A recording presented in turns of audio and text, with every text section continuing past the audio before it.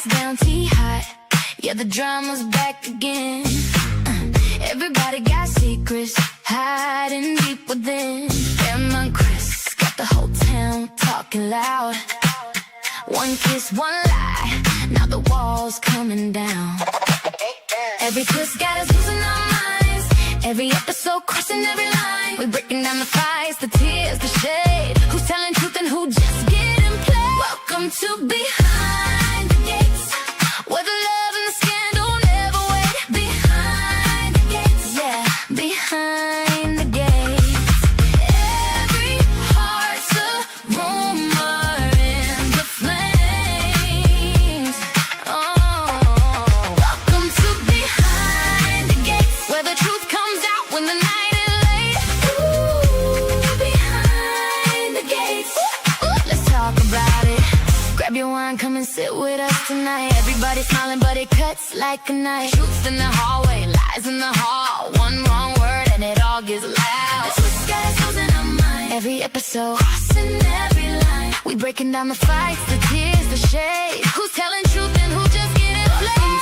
Behind the gates, where the love and the scandal never wait. Behind the gates, yeah, behind the gates. Every heart's a rumor in the flames. Oh, welcome to Behind the Gates, where the truth comes out when the night is late. Ooh, behind the gates. Let's talk about it. When the door shuts, everybody knows. The pretty little secrets start to show, and the whole town leans in close, waiting on the one thing nobody shows.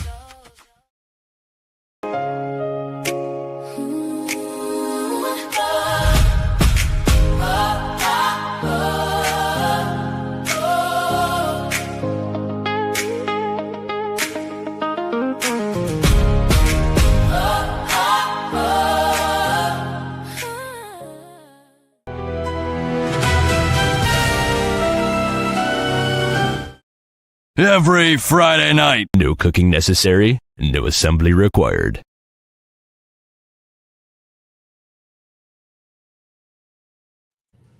Happy Friday, y'all, and welcome to Behind the Gates, where we discuss all things beyond the gates.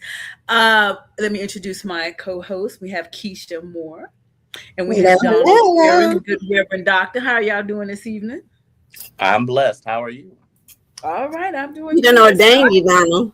Look, he is not a reverend. He just plays one on this podcast. Right. I am here for all of your makeshift funerals. I give makeshift eulogies. I also do makeshift all bookings. of that. All of the. Look, he's the resident pastor for Fairmont Crest who needs one. Mm-hmm. Yes, that's it exactly. So listen, y'all, go ahead and put in the comments where you are watching us from. And it's hot. I'm in Vegas. Girl, it's hot in Carolina. I'm in Oklahoma. Well, here's the deal. It's hot, but they said we're going to have monsoon type weather tonight and tomorrow, which is like, how disrespectful to greet us with, all this rain. But it's okay. Sora still look fabulous. I hope they ain't got fresh blowouts. They are painting Las Vegas pink and green. For those of you who do not know, these sorors of Alpha Kappa Alpha Sorority Incorporated have taken over Las Vegas. Boule starts tomorrow, and the International Boule wrapped up today. And pink and green is everywhere. So everywhere. They are turning the Las Vegas. It's a pretty week in Vegas. Pink and green in about an hour. They're going to have the official lighting of the Las Vegas sign, pink and green, and it will be that way all week. So if you want to go and get a little picture, Soros, if you're here and you're watching, we'll get you a picture about the Las Vegas sign. We'll be pink and green in your honor. All right. Let's go to Fairmont Crest, shall we? Mm-hmm. Yes. Because they've been showing out this week. Showing all the way out. I'm still proud of my girl, Kat, though. She's been a big girl this week. Who? Kat. She has. And we'll get to it. Yes, we'll get to it. Let's go here. Let's just see. Hey, Noki. Hey, cousin. Hot Mess Express. Hey, Nookie. Big Bad Bill Mm. and he Night of started Living we Dead. having to shake. So we're picking up where we left off Friday and him, having to go to the hospital. So just to recap, he was getting into it with Mike over Madison's deposition, and the shaking and shimmering got started right there. He was And shimmying. so Haley was shaking and Shimmy and shimmering slurring. like a cat. And I'm trying to remember in the order in this happened. I know Haley was all over making Naomi feel her. Look at this. I'm so sick of this little shifty little side eye she got going on. I'm like, really, sis? It's like this. Y'all ain't got to direct her to make that look no more. We already know. She can go back to the regular look she was given before we knew. We know now. Well, they got to give the soap opera transition. Everyone has to give a awkward look or a sinister stare before they transition onto the next thing. I guess so. But look, this is the thing though. She wasn't given the looks ever until we found out officially. Mm-hmm. Right. Okay. Everybody's in the hospital. Bill's like, nah, I'm fine. Haley, I don't know what to say about Haley. I don't know if she played it good or was she just too, I don't know. She just in the middle of the road for me. She's not concerned and doting enough. Mm-mm. Definitely not. She's like, okay, yeah, this is about to be done. Let me just, say what I need to say. But yeah. Bill is really about he on his way out of here. Do you feel okay? Did you sign the will? That's what she needs to know. Because are your affairs in order? Because it's one of those things like her and Bill are getting upset that everyone's calling her out saying, why are you not concerned enough? This is concerning to us. It's like, we can tell that you don't care and you're fulfilling the stereotype of I'm only with you because of your money archetype very well. And if I was Chelsea or Naomi, I would have kicked her out. And I would have said, okay, so whatever this is going on is not going to affect us in here. Your butt's staying. And I don't care what you say. I don't care what you got to say about it. Right. But everybody feel like now they got to go to Haley. Like Haley is the one that has Bill's ear. So now Naomi goes, let me holler at you for a second out here in the hall. You need to make my daddy stay since he listens to you. And she's, okay, fine. I will try. So how would you have responded in that situation? Because I know that at least for me, I probably would have had a conversation with my dad's wife if she was acting very discrediting or dismissive as Haley was. I would have pulled her to the side and say, okay, now look, me, you need to chat because what's happening? Because my dad's right now in the hospital on I won't say ventilators, but on machines monitoring his status, and you're over here like, okay, well, what do you want me to do? I need you to be the wife that you want to. I need you to be the wife that you claim to be. That's what I need you to be. Exactly. But she couldn't it was almost like she couldn't hide her excitement really deep down. It was like, okay, this is the giddiness is about to happen. Yeah, she doing too much and not enough. Y'all, forgive me because for some reason I'm in a hotel, so some things may not work exactly like it's supposed to tonight because I'm on hotspots and Wi-Fi's and things. Here we go. All right. She just like, I'm here, I'm cute, Bill is gonna be all right, and that's that. And I personally, I don't know how I don't think I would have said anything to Haley at all. I think I would have brought in somebody. I probably would have, I mean, she called Danny, but I don't know. She need to leave Danny alone. Yeah. But I'm saying I don't know who can make Bill listen and stay where he needs to stay, because Danny. he's pretty much saying Danny. well, no, because Danny said, and he still. Well, Yeah, no, when he Danny, but they said Danny would have never left his side. this is true. Because And the that- thing yeah. when Bill had his stroke the first time, Danny clocked him and he listened. Mhm. Yeah. And the thing with Danny now, I fault Naomi for calling Danny? Not entirely. I would fault Naomi for calling Danny thinking that she's gonna come there to make Bill act right. That's where I fault Naomi.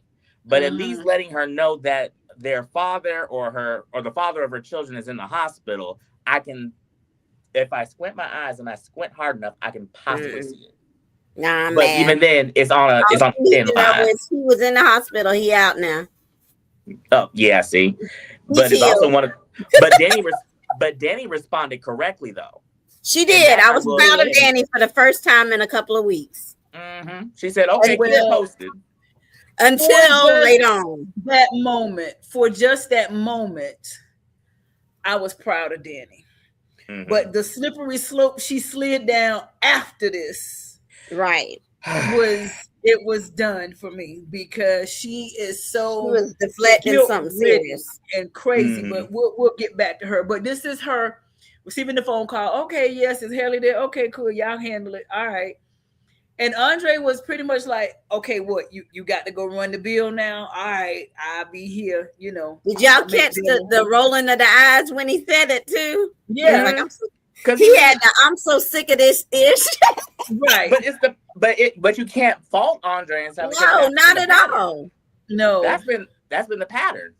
But at the same time, Danny is not used to having someone.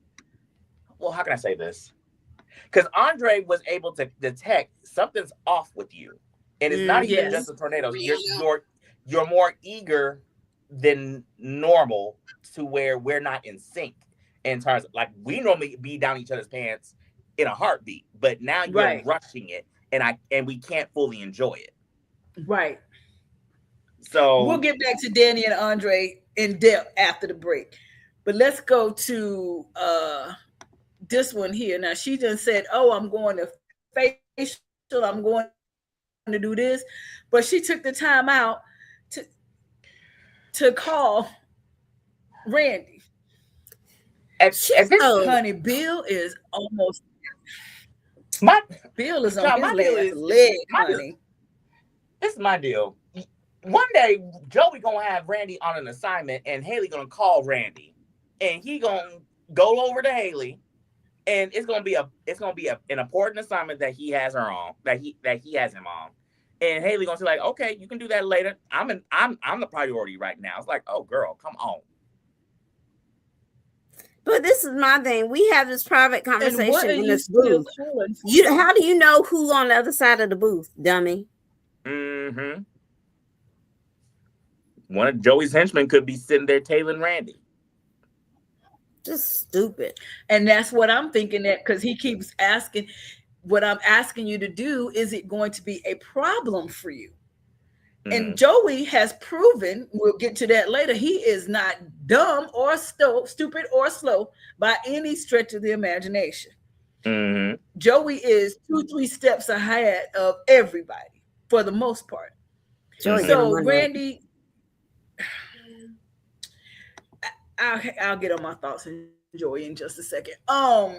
Randy needs to be careful, because I'm with you, Donald. I think that maybe somebody's telling Randy to make sure he's doing what he needs to do. Right. And who knows? But you don't follow him to the cabin in the woods where they're keeping Doug.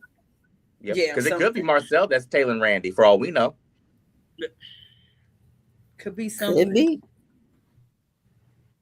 Could be. But Bill said, listen, y'all have had 24 hours, and now I'm out of here. I don't care what you say. I don't care what you do. Save your tears. Save your drama for your mama. I'm out.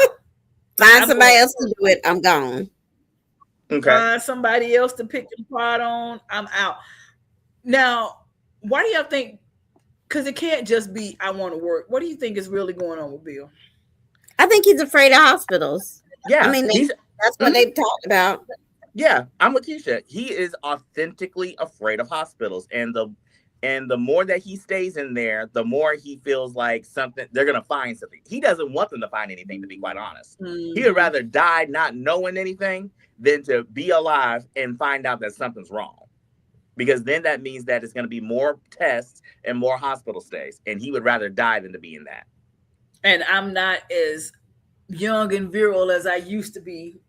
I'm actually have to face my own mortality in the face.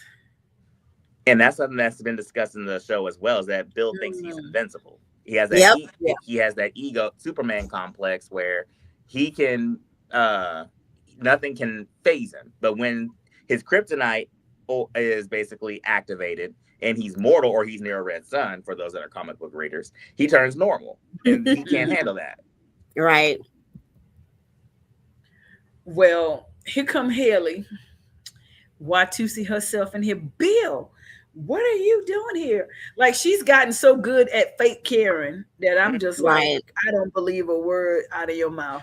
So here's the thing in terms of the fake care. At some point, when is it not fake caring, and when is she actually starting to slip and actually catch feelings for Bill? I think she was at one point. I don't think she is anymore. No, I don't think so. I think the main motivator for her will always be the $10 million. But I think there is some level of care or feelings that she's developing in the back of her mind. Because even Randy said that this is the longest that they've ever been on a target. And well, I think she would have. Okay. Let me reframe. I think she may have started to catch feelings, but the thing that keeps her from for real catching them and moving with them is because he won't leave Danny the heck alone. So in terms of that, Randy caught that whenever Danny and Haley first started butting heads, like for real over Bill. Randy noticed that you've never been this protective over a target before, let alone we never spent this much time on a target itself. So what's really going on with you? Right. I remember that. I do remember that. So I think that when it ultimately comes to head, now I don't know where the writers are planning to take this, but if Bill does come to head with this whole poison that Haley's been feeding him, and if it gets to the point to where he's in a coma and they have to figure out if they need to keep him on life support or take him off, and it's gonna have to be Haley's choice because Naomi and Chelsea and Danny can't say anything about it. Right. I think that Haley will.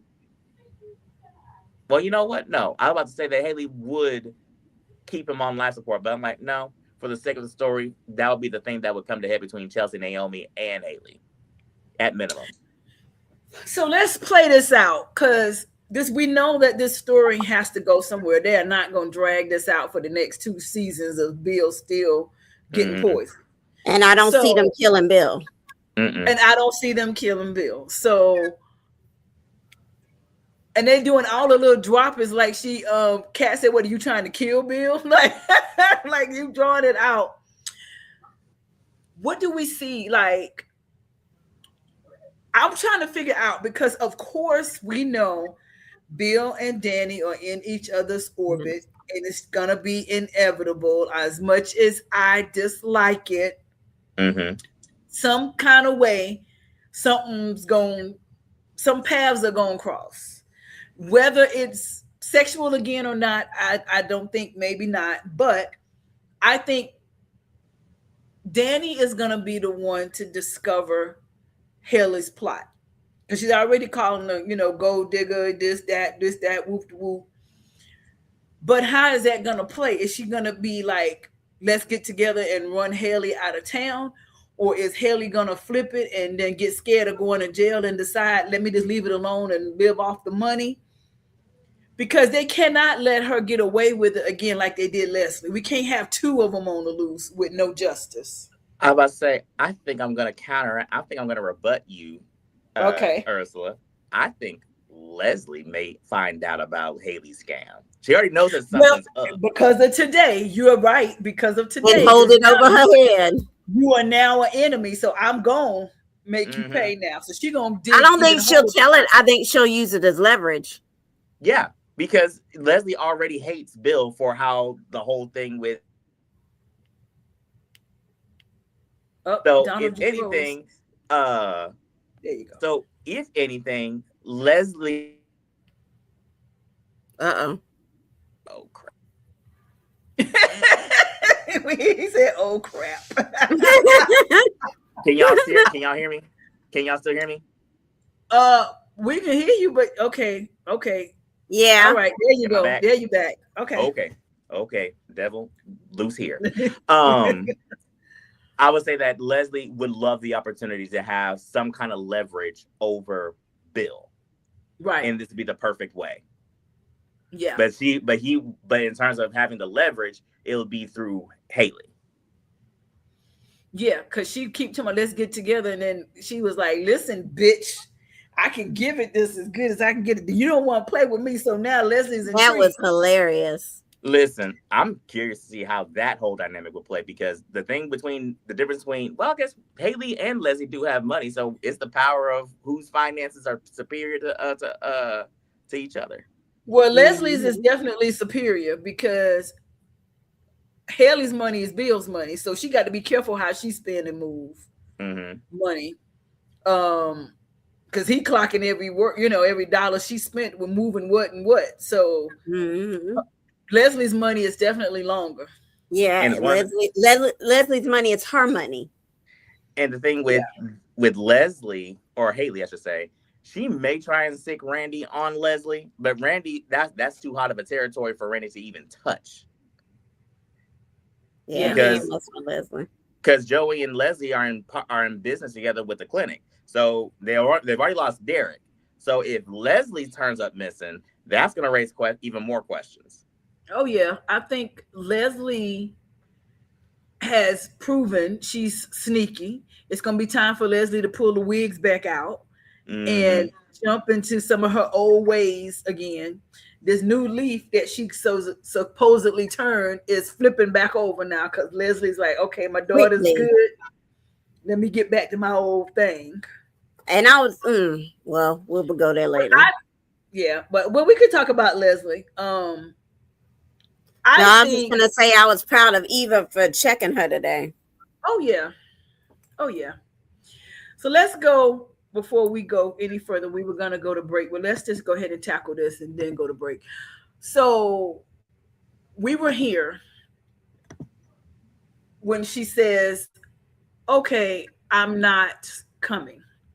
Andre is super like, wait, what you mean? What you mean? And he blocked it and said, the reason we got together is because you wanted to use me to get over Bill. And now you trying to tear my clothes off to do the same thing. Even though we're married, you're still using me as a distraction from Bill. And I was so glad that he clocked it and was like, wait a minute. No, this feels familiar and not in a good way. And then she goes all of that gaslighting of him of you don't want me and now things have changed and you pushing me away and all I want to do is have sex with my husband and you don't want. I mean, she just gaslighting and manipulating. She did straight gaslighting. She's turning more and more into a narcissist. My God, she is. It's the guilt. The guilt is driving Danny cray. I don't think the guilt would have been needed to be a fuel for it. I think Danny has always been a narcissist. She's just not. She's a narcissist in her own way, I believe. She's been around she's been married to Bill for 20 plus years. It just makes me so mad that she's letting him play her like that. Like, this fool is sitting here plotting on how we can have this affair. And you, at this point. And you entertaining it, like not obviously entertaining it, but in your mind you entertaining it because you won't let him go. Exactly. But Danny, she and Andre is with his sincere heart. How much I love you. You done told everybody. He said, I done told anybody who will listen to me how much I love you. How much Mhm. I mean, and I want you to think about this. Now, so he's the total opposite of Naomi. She's wanting to burn the house down, and we'll get to that in a second. But Danny don't want to do nothing. And Andre's like, wait a minute, can we at least go talk to a doctor? Can we at least see what our options are? And she's like, no, absolutely not. So I think more so than narcissism is vanity, because that's all she got to hold on to. Mm-hmm. Because that's all she kept saying is, I am this body. I'm a model. I'm this and that. So I mean, I can see that, but the I don't consider, that's not the part that I was considering narcissistic of her. I mean, that's something as women we all would think about in that situation. Like, that's got to be a consideration. But the whole thing is, your issue ain't got nothing to do with this BRCA variant, possible double mastectomy, none of that. Your real issue is you feel guilty for the dirt you did to this good man. Yeah. And now you're just trying to deflect. Yeah, she's definitely trying to deflect. And Andre, poor baby, no matter what he do, he just can't get right. And it's not you, baby. It is not you, Andre. Hear from our mouths to your ears. It is not you. It's her. And she, as much as she want to think that Bill is the problem, she is the problem. It's not Bill, because Bill said his little jokes a week or 2 weeks ago, and Bill has said nothing else. And here she go today, throwing it up in Haley's face, baiting her. Look, I know petty. Look, Donald, if it's one thing we know, it's petty. And we thank you. And you are not discreet with your petty, Pookie. Mm-mm. And I don't try to be on Front Street with it. Right. You got to worry. You got to be slicker. You got to be slicker than that, Danny. Oh, Haley would give him some of this young good stuff. Haley was hilarious. I was like, "Are you serious right now?" Oh God, that was hilarious. And she said, "You can give him so much good stuff as all you want to, because that's something I will never do again." Like, it's been a year. You ain't done it in a year. What that mean? She basically gave herself away. And Bill was right to call her out on it and say, well, wait a minute, Danny, because you told me not to go around saying nothing. And then what are you doing? And which is a valid point. It is a valid point. You come to my office, not just coming, but barging and storming into my office, berating me about even dropping just a subtle hint. And then you basically just go saying what we did without saying it blatantly to my wife. And then it's okay for you to do it, but it's not okay for me to do it. Okay. Right. Yeah. Mm-hmm. You letting me know that you still feeling me. I know you feeling me, because that's exactly what she did. And the previews for next week, I'm curious to see how that conversation finishes. Yes, me too. But here's the thing. I hope it finishes with him leaving. It will. I don't think that they'll mess around, but I do believe that the tension will be extremely thick. Did Pamela tell her right? Yes, and why didn't she talk to Pamela instead of talking to Vanessa to begin with? Pamela was across. Yeah, she was in Europe, I think, doing something. She was FaceTimed or something. But do I agree with Pamela that your human side basically showed itself, and you can't? Well, do I agree with Pamela that the fact that she told Danny that she's basically human? Yes, I agree with Pamela on that. I think if I recall the conversation correctly, did she say like it doesn't excuse it, but it explains the emotion because you are in survival mode? Right.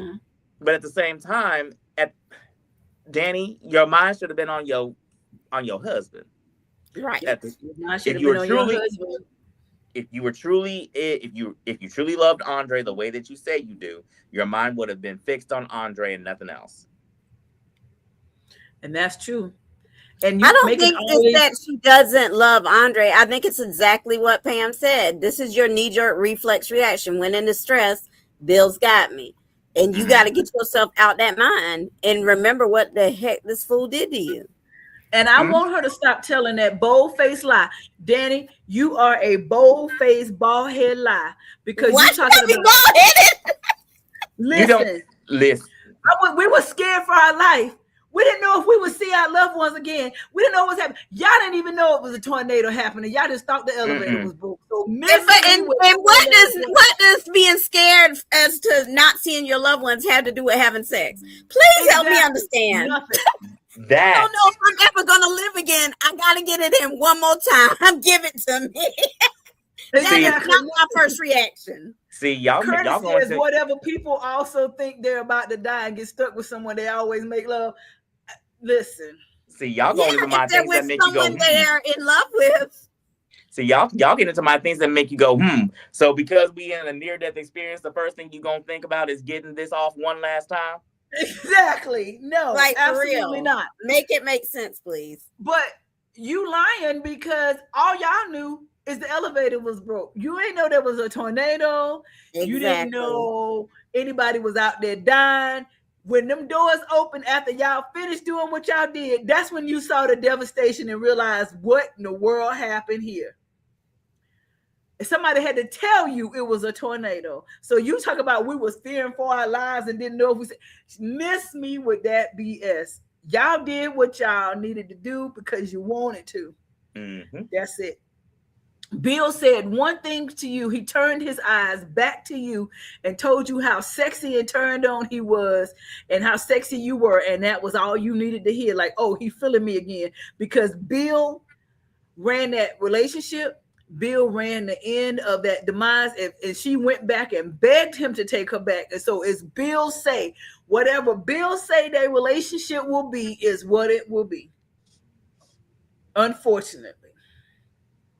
Because all he had to say was those few words, and she was on top of him. Save a horse, ride a cowboy. Listen, that's what they said. That's exactly what happened. Didn't fool around. Ain't mentioned Andre once. You said, I need to get to my babies. Andre did not come out your mouth. Not once. I need to get to my husband. I need to get back to Andre. No, nothing. None. I think if Andre had came to her mind, she might not have done it. But Andre was so far from her mind. He wasn't even a stone's throw to her mind. Andre hit her mind at about the point when she stood up and put up her drawers. Exactly. That's when Andre hit her mind.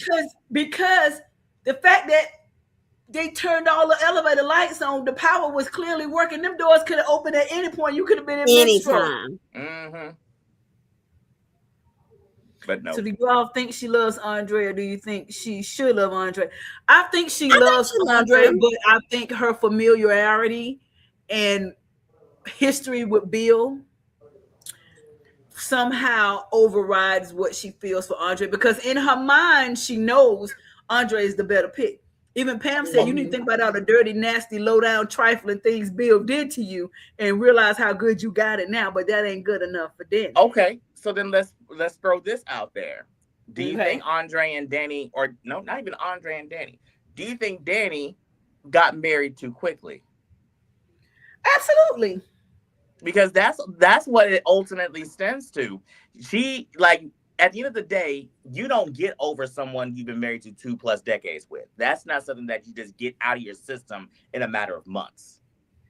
But you keep falling back into this. And in terms of Andre's character, I fault him for not thinking about that whenever we had this whole thing going on with the whole wedding and everything. He was drunk out his mind, boy. Yes. And they were drunk, and he wanted to say, let's go ahead and get out of it. And she said, nah. And him just like, okay, well, we'll ride it out, whatever you say. But her motivation for writing it out, it wasn't that I'm so in love with you. Is I see how enraged Bill is because this happened. Number one, that's my motivation. Let me get under his skin with this. And she ended up actually seeing Andre for who he was into this farce of a marriage. Like, oh, wait a minute. I actually stumbled into something good. Right. Mm-hmm. And that stumble now was sustaining me until the real deal turned his eyes back to me and made me weak in the knees. Mm-hmm. Now what am I going to do? Because I realized I got somebody good who is totally into me, who I should be into. But this man is dangling the carrot of me getting back what I lost because her pride is wounded. She got to see Haley every chance she get to remind her of what she lost, remind her of her humiliation. And she wants to have that pride to say, I got him back. But then you think, oh, Snoop, I got Andre. Right. I can't hurt him, but I want to get back just to get back, just to say I can, that I am Danny and I can take back what's mine and send Haley packing. But I got Andre now and I can't hurt him. So she's torn and beat up. And that's what her whole thing with Pamela is, but I can't hurt Andre. If Andre was not a factor, her and Bill be back together. And I don't know that he would be because honestly, I don't know that Bill necessarily wants to be back together. He just want to know he can get it. Well, like we said last week, whether he wants to be back with her or not, he's definitely over Haley. I think that sometimes I think he is, sometimes I think he ain't. Well, he gonna protect her in his pride. They both prideful because if your whole family, it's just like when you were a teenager and your parents say, don't date that boy around the corner. The first thing you do is jump out the window and go date the boy around the corner because you're being rebellious. So now that Kat, Chelsea, Naomi, and Danny all teaming up against Haley again, of course he's gonna defend her and say, back up off my wife, because that gives him something to do. He ain't gonna say, yeah, you're right, she a slut. He's not gonna say that. That's just, so it's kind of like, and to me, I think Bill had moved on. Like he made his little smirks or whatever, but he's so used to cheating. He done moved on, like, okay, back to business as usual. And Danny is the one super affected. She's still stuck in the elevator. Mm-hmm. Bill ain't moved on. Yeah. That's what I'm saying. He don't really want Danny. He just want to know he can get her whenever he want her. Oh, yeah, but the fact that he knows she feeling him, that she keeps jumping hips, he like, oh, okay. Because you notice he's not saying let's leave our significant others and get back together. He's saying let's be each other's side piece. Right. And he doesn't want you. He just wants you. And see, this is the thing with the difference between men and women in terms of, like, I guess you can say it shows the dynamic between the difference between men and women view sex. Because for me, I can say I can have sex with you, and I can literally get dressed, walk out, block you, and think nothing of it. In terms of women, granted, I don't want to say it's scientific or it's stereotypical, but it's one of those things where it's more emotionally tied for you two, unless I'm wrong. Because when you open yourself up to someone like that, at least in that manner, you expose yourself to the other person in more ways than one. Yeah. So I mean, unless I'm wrong. No. So that's where I feel with Danny and Bill. Like you said, Bill is like, I've been moved on. It happened. Bam, bam, boom. Let's get to the next thing. But you choose, not because not you feel, you choose to stay on this. At this point, when does it become a feeling and more of a choice? Yeah. Because my thing is this, not that what she did was not horrible and despicable, and not that she shouldn't feel bad about it. But Danny, this was weeks ago. Let that go. You keep carrying it and bringing it into every day, every conversation, every thought. You keep bringing it as if it's something that's happening still. And Bill talking about what's going on between us. You mean what happened, ED, between us not going on? That would suggest you've done it again. You have not. So unless you are entertaining it in your mind that I might do this again, leave that in the elevator and But keep that's it why he moving. says what's going on, because clearly you're still stuck in the elevator.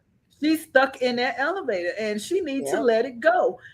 She 'Cause he already said- And my agrees thing Andre is, does if not you're need not to going to know. tell it, then leave it alone. But that's the And thing. I almost feel like she need to tell it because it's eating her up every time he comes to her and he's the sweetest person on the planet. Then she feel guilty, as she should. But you know what? That the Bree women will never feel like they are responsible for anything. That I will say. She done made it up in her mind. Like I said, well, we were scared and we were dying. Our life was on the line, and it was just a knee-jerk reaction. You done told yourself that lie so many times, you believe it. You believe it. Mhm. That's right. But she need to literally either you're gonna look like Vivica Fox said, put that where back there. You're gonna put it there and leave it, or you gonna tell it.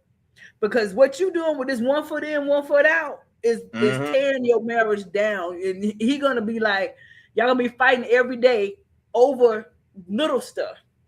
And it's not gonna be about the big thing. I still say Andre is not going to be able to tolerate that with Danny and Bill. I think he'll leave her. I don't think he'll leave her. I don't think he will.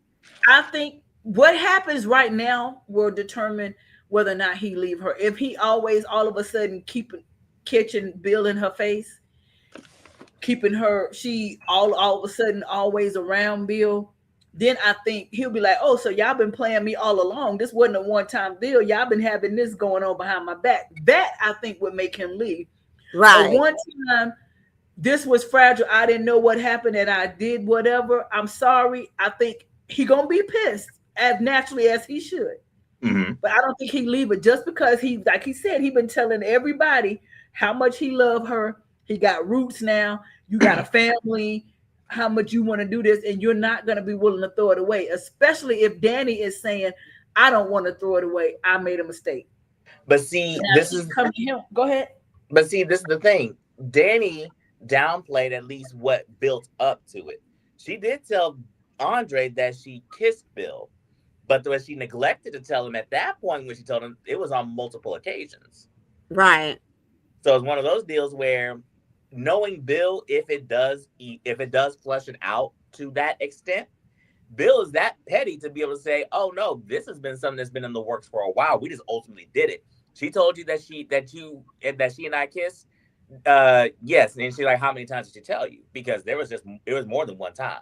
So this has been something in the works. So that might seal the deal, because now that not only did this lead up to it, you lied to me about the significance of what was building up. I don't think the conversation is going to get that deep, though.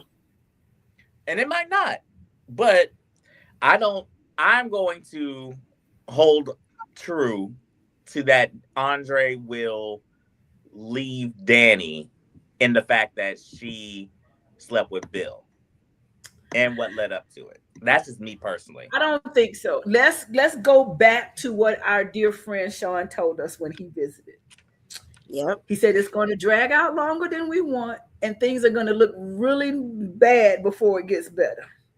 Mm-hmm. So I think he's gonna find out, or she's gonna tell him. He's gonna be pissed, and it's gonna be real rocky and real strained for a minute. I think that, and then something's gonna happen, and that's gonna make him turn eyes back with her. Maybe the Brocker thing is gonna become a real situation with Danny, and that's gonna be. I hope not. Or I would probably say, I'll speculate that Andre will literally file for divorce, but then change his mind. It could be that too. It could be that too. Danny's gonna be so devastated as how could I? She gonna realize, because she may even go there with where he knows now and I'm free, and Bill be like, okay, what you telling me for? I ain't leaving Haley. That's what I'm saying. Bill don't want her. I think he does, but he likes the upper hand. He's not going to admit. Well, let me rephrase that. Bill is not going to be faithful to her. Right. Mm-hmm. He's not going to admit deep down that Danny has his heart, because he's big, bad Bill Hamilton. Mm-hmm. He can't let Well, no. it be known that anybody gets to him. He has admitted that. He has admitted that Danny has his heart. But he can't just say, I'm gonna throw. I made what he told Verna. He made a mistake. He did all of that. But I think Bill is. She's gonna go. She's gonna look real stupid again, trying to reignite something with Bill, or she's gonna tell Andre, thinking that when they find out Haley's situation, that now that we can get Haley out of the way and find out what's going on, maybe me and Bill can put it back together, and it's not going to work. And then she's going to turn back to Andre and say, I made a mistake. I shouldn't have left, because Bill hadn't changed. It's going to be something to that effect. It's going to be something like that. But let's take a break. All right. And then we will come back with all things Democrats. No.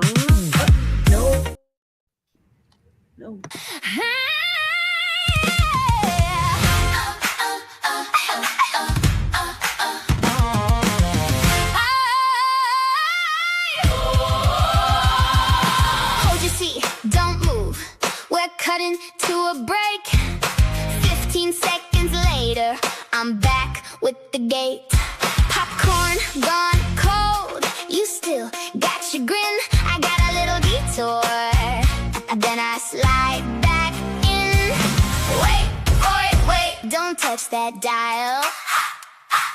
I'll be through the noise in a minute, child. Behind the gates, we'll be right back.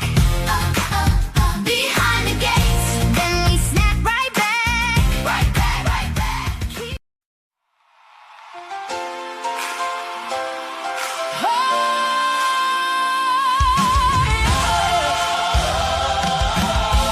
Stand up strong, let your voice be heard. Hope and justice in every word. Hand in hand, we rise above, building change through strength and love. Join the NAACP today. Let's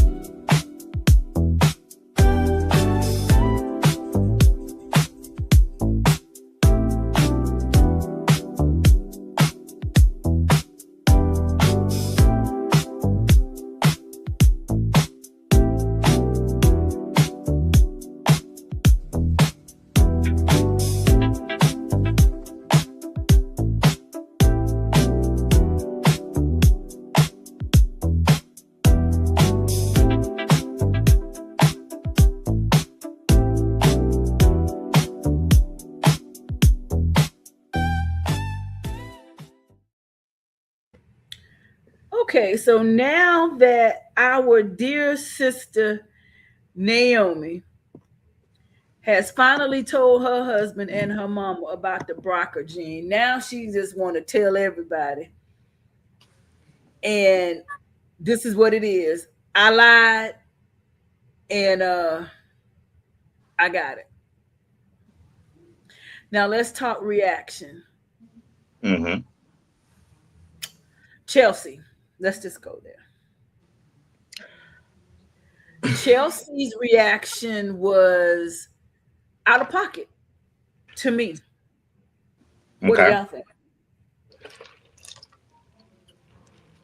I mean, I get her reaction. I don't get the way you can react a certain way internally, but externally you need to hold it together a little better, because guess what, Pookie? You're not the one that has to deal with this. I am. I think that Chelsea was over dramatic in her reaction. Now, her feelings are justified, because if one of my sisters, if we had a life-changing test like that, they tell me no at first, I tested negative for the gene, and then months later you come back and say, "Oh, I lied. I tested positive." Excuse me. I think I would feel some kind of way, but at the Right. same time, my initial questions would be, "What do you need from me, and how can I help?" Right. That's Exactly. how it should have been. But I will say, a natural question that would have came out of my mouth would have been, "Why did you feel you needed to keep it from me or from us as family?" That would have been a natural question. Yes, but I think that Naomi answered it very well and Hmm. said what it is. And yes, we can be a bit much, as since you being a bit much right now. And Right. how would you have acted? See, you want me, our mother, and everyone around us now to act like the sky is falling and the ground is opening up. And that is not the energy I need right now, for you to look Right. at me in mourning for what Hmm. is happening as if I'm already sick and dead and gone. You are looking at me as if it's happened already. And Hmm. Mm-hmm. I don't need that. And especially in the term of when I just found out, I didn't need that pitiful sorry from you. Hmm. And so now, her getting that now is kind of like, see, that's why I didn't tell you. Yeah. That's how I took it. Like, see, I didn't want Yeah. you to put me in this box, and I don't need all of the woe is me. I'm the type of person, like, I might tell you something's going on with me, or maybe something happened when I feel like I want to tell you. But the last thing I want you to do when I tell you is pity me. Hmm. I don't want you looking at me with those eyes of feel sorry or anything like that. I want our relationship. If anything, I need to draw my energy from you of uplift to keep me up, keep me laugh, keep me whatever I need to do, but not woe is me every time I come around you. Because this is what I'll say. It's one of those things where, for me, I'll say the initial conversation is going to be, um, Uh-oh. Well, he was in the middle of something.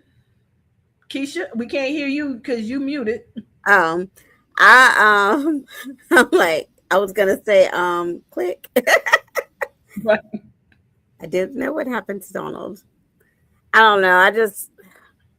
Chelsea has been a lot this week. She has. She's very immature. She is. Very immature. was that me? That That was was you you too. I don't know all how. day. My hands are right here. I have no idea what happened to you. All of a sudden, we was like, "Oh, okay, well, All right then. But I guess I'll say that for me, the initial conversation would be awkward in terms of me just conveying to you this life altering news I just got. But after we got the awkwardness out and had the necessary initial conversation, if I'm carrying on as if I want life to live on as if I never told you, or live life as normal as possible, that's the energy I need you to match with me. It's like, move on, right, or Right. don't give me this negative as if every 2 seconds that we're in the midst of each other, you're asking me, do I feel okay, or you're asking me questions about this thing that I don't want to deal with at the moment. right." Right. Because be glad that I told you, and then you like, okay, so let's move on. And Chelsea like, "Oh no, wait, we're not moving on. We're not passing on from this to something else. We're coming back to you." And I'm like, Chelsea, if she wants to move on right now, let her move on, because you are not the one with this. So you it's the whole doom and gloom. Just like you didn't want everybody looking at you crazy when you finally got away from Allison, you Mm-hmm. wanted to move on. Same thing. And Naomi would have been well within her right to say, that's why I didn't tell your ass to begin with. And And that's what I was I'm thinking. That's surprised he didn't tell you that to exactly why. begin with. Like, at least explicitly. Like, this why I didn't tell your butt in the first place, because I wanted to avoid this. Right. Exactly. You are team too much right now, and that's not Mm-hmm. what I'm trying to deal with. But as forthcoming as she is, Loki. what Noki say? You know what?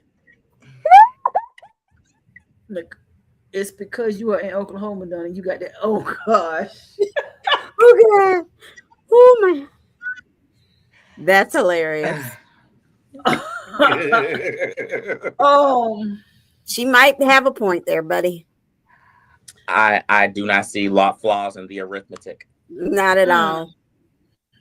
Let's keep it moving, shall we? Yes. So I was saying that now that she's being forthcoming and whoo, I've got that off my chest. Jacob is now holding in what he wants and needs to say. It's the same thing as we had the whole baby, and he's thinking, all right, a brand new set of eggshells I got to walk on now. mm-hmm. And I want to make sure I don't say the wrong thing. But I'm torn because I'm like, it's her body and she has the right to say and do with her body what she will in this instance. But then at the same time, Jacob is like, wait a minute. And I'm saying, does he have a right to have in his mind, them tatas belong to me and I don't want you messing with them? Or do I don't want to have to take care of you? Like, what is the problem? I will speak as a male because naturally I am one. Uh-huh. I will say that Jacob is well within his right to have a objection to a double mastectomy, at least at this current stage. Because this is the thing that Naomi is basically wanting to do. She's wanting to remove any organ within her body that could be a variant that could be susceptible to or vulnerable to the BRCA gene, to the point to where you want to get your breast removed, you want to get your uterus removed. What's next going to be? You're going to remove your pancreas? You're going to remove your colon? What like you're completely. You can be a walking hollow person, and right? And leave me exactly with the things that I can live with, and get rid of everything else. Because it's one of those things where you're so focused on this BRCA gene that you're gonna develop body dysmorphia at some point, because you're so focused on trying to prevent it that you're gonna remove everything that, at least in terms of the shallow sense, made me fall in love with you. Right. And it's one of these like it's someone or some people may think it's vain to say, but it's natural human instinct. We are aesthetically attracted to what attracted us to our mates. And if we remove them, not saying that we won't fall out of love with them, but it's one of those things where we but still she can get implants. This is one of those things that she can get implants and make the breast just as supple and perky as it need to be, and they not be hers. So this is one thing that she can do. Like, but we know someone who literally just did that, what, a month ago? Yeah. Preventatively had the mastectomy, and in the same, like Monica said, in the same surgery, she went ahead and got her boobs put in. But will it be? I guess she could go ahead and get the body, the surgery needed to replace, I guess, those things removed. But will it be the same? I guess that's where Jacob is coming into play. Where Jacob's mindset is coming into play. Because it's one of these, like, you could remove all these things, but is it really going to be us trying to prevent the cancer, or are we turning you into something that you're not, if that makes sense? Yeah, I understand. I think it's a lot.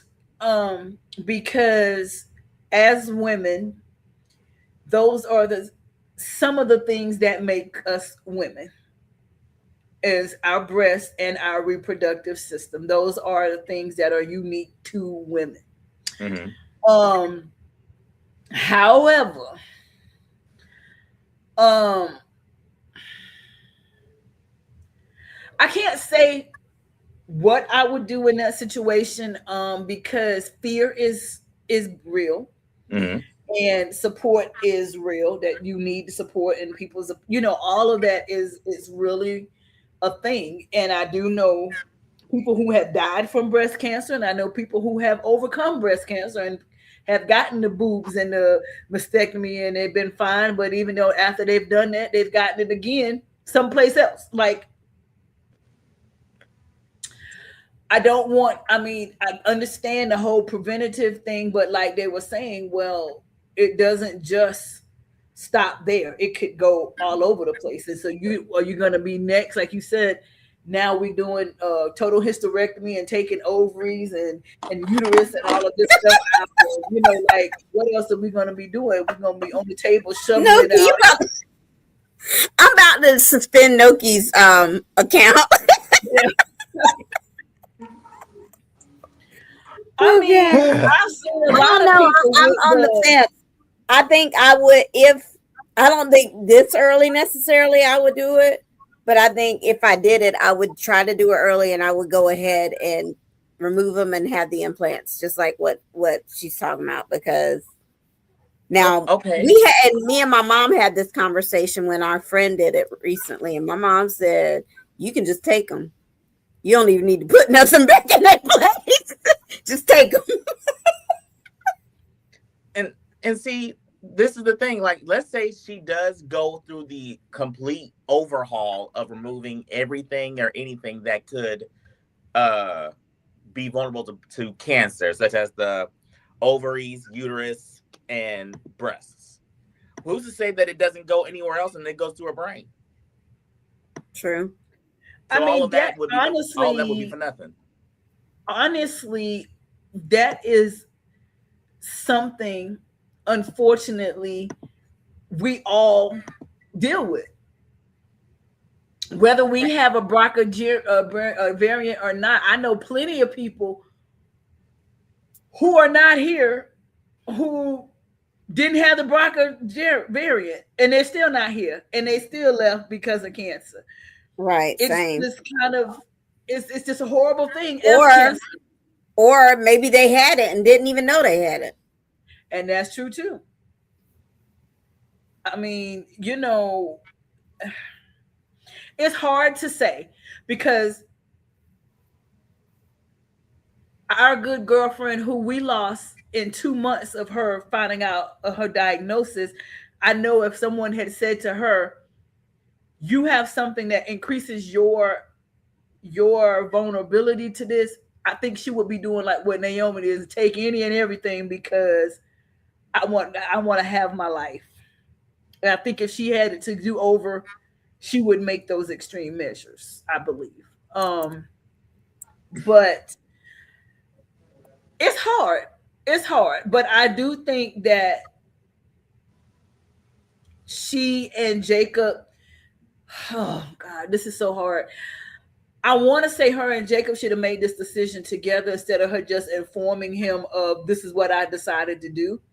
But on the flip side of that coin, I'm the one with this and I got to deal with it, not you. So what I say is my body is my body. So I'm like, I'm 1 foot in, 1 foot out. I'm really I just feel like Naomi is a very in a relationship, she is a very selfish person. She is. And that's where, in terms of when it gets to my body, my choice, and this is me who is not married, by the way.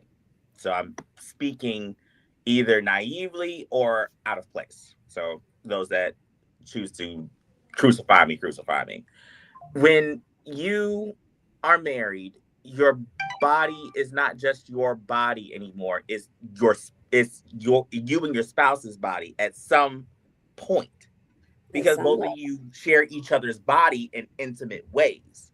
So in terms of what goes on with each other's body, at least for me, I would consult with my spouse if there is something that is so life-threatening or life-changing that I would want to see what their input is and have it be a major variable in my decision-making. I agree. And not only that, you would want, like, if heaven forbid something goes wrong, they're the ones that's going to have to take care of you. Yep. I don't see myself having, I don't want to say having that little respect for, but I mean, there's no other way to say it, having that little respect for their input into my health and well-being, just like I would expect if Jacob says no? to take mine in consideration. What if he says no, that I don't want you to do it and I am vehemently against it? I mean, ultimately it is my decision, but it's something that we would discuss. And I would definitely, she's very closed-minded. This is what I want. This is what I'm going to do.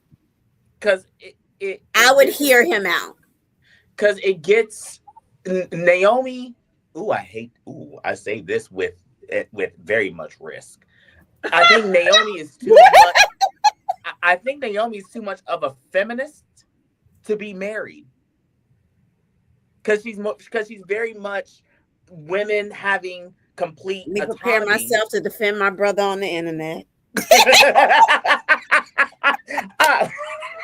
I mean, this is just me watching her through the course of episode 1 to now episode 200, 300 and something, 327. And in the course of Naomi's character development, she is an extreme feminist. I consider myself a feminist. However, I think she's just a selfish individual. That is true. I don't even think it has anything to do with her being a feminist. I think she's very selfish. And I think it has everything. I'm speaking very radically, and to the point of maybe recklessly. But that's what I'm seeing, at least from a male point of view. I don't think it has anything to do with feminism, her being reckless, her being closed-minded, anything, and everything to do with her being a Dupree and a Dupree woman, because all of the Dupree women act the exact same. I agree with that. And I will say, at some point, they act this way to a fault in some aspects, not every aspect, but some aspects they are flawed. I agree. Now, granted, the men are 10 times more flawed than the women. Let's get that straight. The men, aside from Vernon, which is yet, I'm about to say, except for Vernon now, which is yet to be determined. But as of right now, every other male on this show is trash. Except for Andre. Yeah, Andre. Vernon and Andre are basically the we still don't know who Simone is that was calling that day. Well, we know that's part of his past, but how she's got the numbers still, why she ain't on block. Yeah, she need to be blocked. And Isaiah Andre, we need you to block her. And Isaiah, he's so far safe. Isaiah's so far safe. So far. But at least the main ones we see on a regular basis, such as Bill, Ted, and Carlton and Tomas. Do not include Carlton. Carlton is trash. Carlton's not trash. Carlton is trash. Okay, don't include him. That's what I'm talking about. The ones that are trash. Ted, Bill, Tomas, Carlton, and I'll say Kyle is one of the good ones. Kyle is one of the better ones, actually. Yeah, he actually is. So far, yeah, he actually is. And I won't even say Tomas is trash, because I was thinking about Tomas today, and honestly, I feel kind of bad for him, because I feel like he's rushing in making his decisions with his relationship, and it's not because of greed or anything like that. But when you think about it, he's got pressure from his mama, his abuela, his boss, and all these people pushing him to take this relationship to the next level. I don't care. That's necessarily him saying, "Oh, I want to do this so I can do this." It's just all that pressure, and he's young, and he's just like his woman, immature as hell. I don't care. He plays now messing with Eva, that part. Yes, he's trash. You're right. I forgot about that for about 5 seconds. Forgot about that for 5 seconds. Never mind. I digress. Tomas is trash because he played both Kat and Eva. You're right. Tomas is an opportunist. I agree with the opportunist part. So I definitely agree with that. But yeah, let's talk about somebody who today decided to drop their huevos, but I thought it was stupidly. Leslie did not say anything worse or close to what she has said in the past or done. And I think Ted overreacted, because based on the previews and him saying, "Oh, Jessica Rabbit is most subtle," she didn't come on to him. She didn't grab him. She didn't feel his butt. She didn't say, "Come on, Teddy Weddy." She didn't do any of her usual things for him to. He did say, "Come on, Teddy Weddy." Mm-hmm. No, she said Teddy Bear. Mhm. Yeah, teddy bear. But she didn't say let me do this and that to you. She said let's sit here and keep each other company while our baby take a nap. I mean, yes, she was reaching, she was flirting, yes, but it was nowhere near what she normally does. I think he So I just thought got to the Ted's point where he's reaction was officially too sick much. of her. I think the fact that Shanice heard on that phone and he knew that he was gonna have to answer to her once he got to that hospital is why he reacted that way, because he needed to go back and report to her. And she did this, but this what I said, baby, and this why I put her in her place. That part, every Yes. single thing you said. Yeah, But I do think he finally got sick of her just off of the strength of the conversation he had with Andre. And you know what? It's cool if you sick and tired of being sick and tired. But it took him that way was too not long to the get there. occasion you should have been sick and tired on. You should have did that about Right. 4 or 5 times prior. Mhm. right. Absolutely. 100%. And even then, Eva, she decided to check her mama too. But we ain't got. I thought Eva was wrong. I did. I thought that Eva came off a little bit too strong, and because you know your mama's here for you, you 2 seconds from heaven's registration desk, and I think that you need to cut Leslie a little bit of more slack for her. No, she's been cut slack all along. I agree with Eva. I agree with Eva and Ted. I think everybody's sick of her shenanigans. And Eva had every right to be sick of her shenanigans, because every time you come in the room, you make my dad uncomfortable. I didn't think she had the right to. I don't disagree with what she said. I disagree with how she said it and her delivery. I don't. So this is the thing with Leslie. You being nice and rational with Leslie does not work. You're gonna have to literally say it in a way to where she has to feel hurt in some kind of way, because you can't sit there and try and think she's gonna process it normally.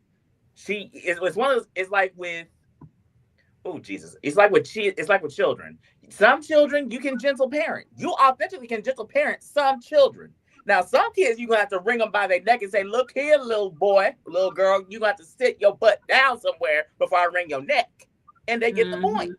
That's how you gotta treat Leslie. You gotta wring her by her neck and say, "Look, I'm sick and tired of you playing with me. Leave me alone." But also, like I said, this right here has a lot to do with what Ted did, what he did. And did. I agree with that. However, I think he's sick of her. Well, I mean, okay, of course, that part. Leslie is Leslie, and Leslie is gone Leslie, regardless. But I just felt bad. Like I said, Eva, we just revived you last week. I think you need to. I think you need to chill out a little bit, and then now, here go Ted.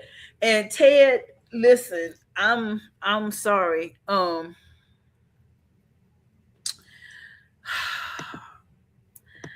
feel bad that you did what you did today, even though he thinks that it was warranted.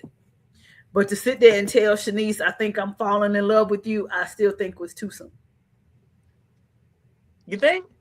I do. I mean, if that's how it feels, that's what he told Andre before, that was how he was starting to feel. He said he's only said it to 2 women, Nicole. It's the fact that you've ever said it to Leslie that's problematic with me. That bothers me. And that's the part I'm talking about.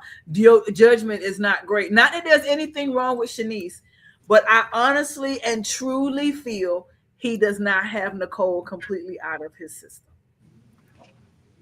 And right now, I think you are making a choice, because Shanice is fine once y'all already had that conversation with, let's advance this and see where it goes. Let's take it day by day. And now you have introduced the L word really into the situation. What are you going to do with that? So how long has Shanice and Ted been dating? Since they started around Christmas, because he gave her the bird feeder for Christmas. So Okay. we basically 6 months in, really maybe 5 months into say seriously dating, because Valentine's Day they was trying to make a big deal, you know. So Hmm. let's say 5 months into, let's try to be exclusive. Okay. So let me ask y'all this. How long did you and your spouses date before you introduced the L word on a serious level?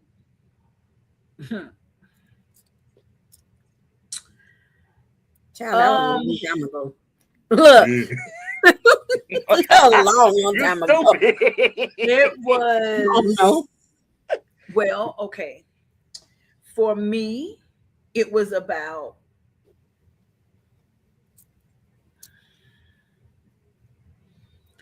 maybe 8 or 9 months in. Okay. But then at that point, he said, I know you probably looking for a certain response. And unfortunately, I don't have the response you're looking for right now. And I don't want to say it just because you said it. When I say it, I want to actually mean it. Okay. So from that point, I never said it again. And I think from that point, it was another,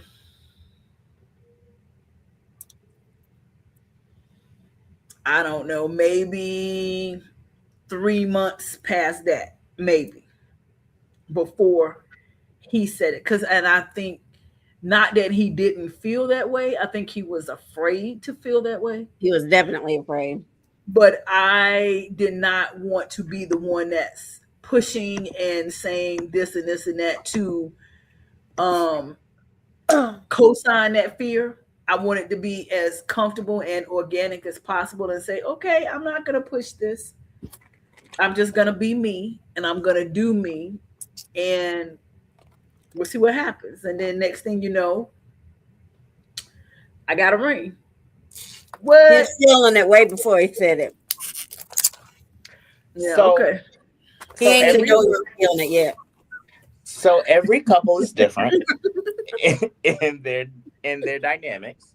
There are some couples where they date for give or take 4 to 6 months, say I love you, propose, and be married within that year, if that give or take. Mm-hmm. So I will say that give or take 5 to 7 months that Ted and Shanice have been seriously dating. So it ain't like Danny and Andre where they were basically friends with benefits and then hopped over into marriage overnight in Las Vegas. And then said, I love you. Right. So I think that it's But half of approaching that time, Shanice spent mad at Ted. Let's not forget that. The this. rockiness back and forth. Well, the This is issue I don't think is necessarily how quickly he said, I love you. The issue is the fact that, yes, he probably does love her, but he also still loves Nicole.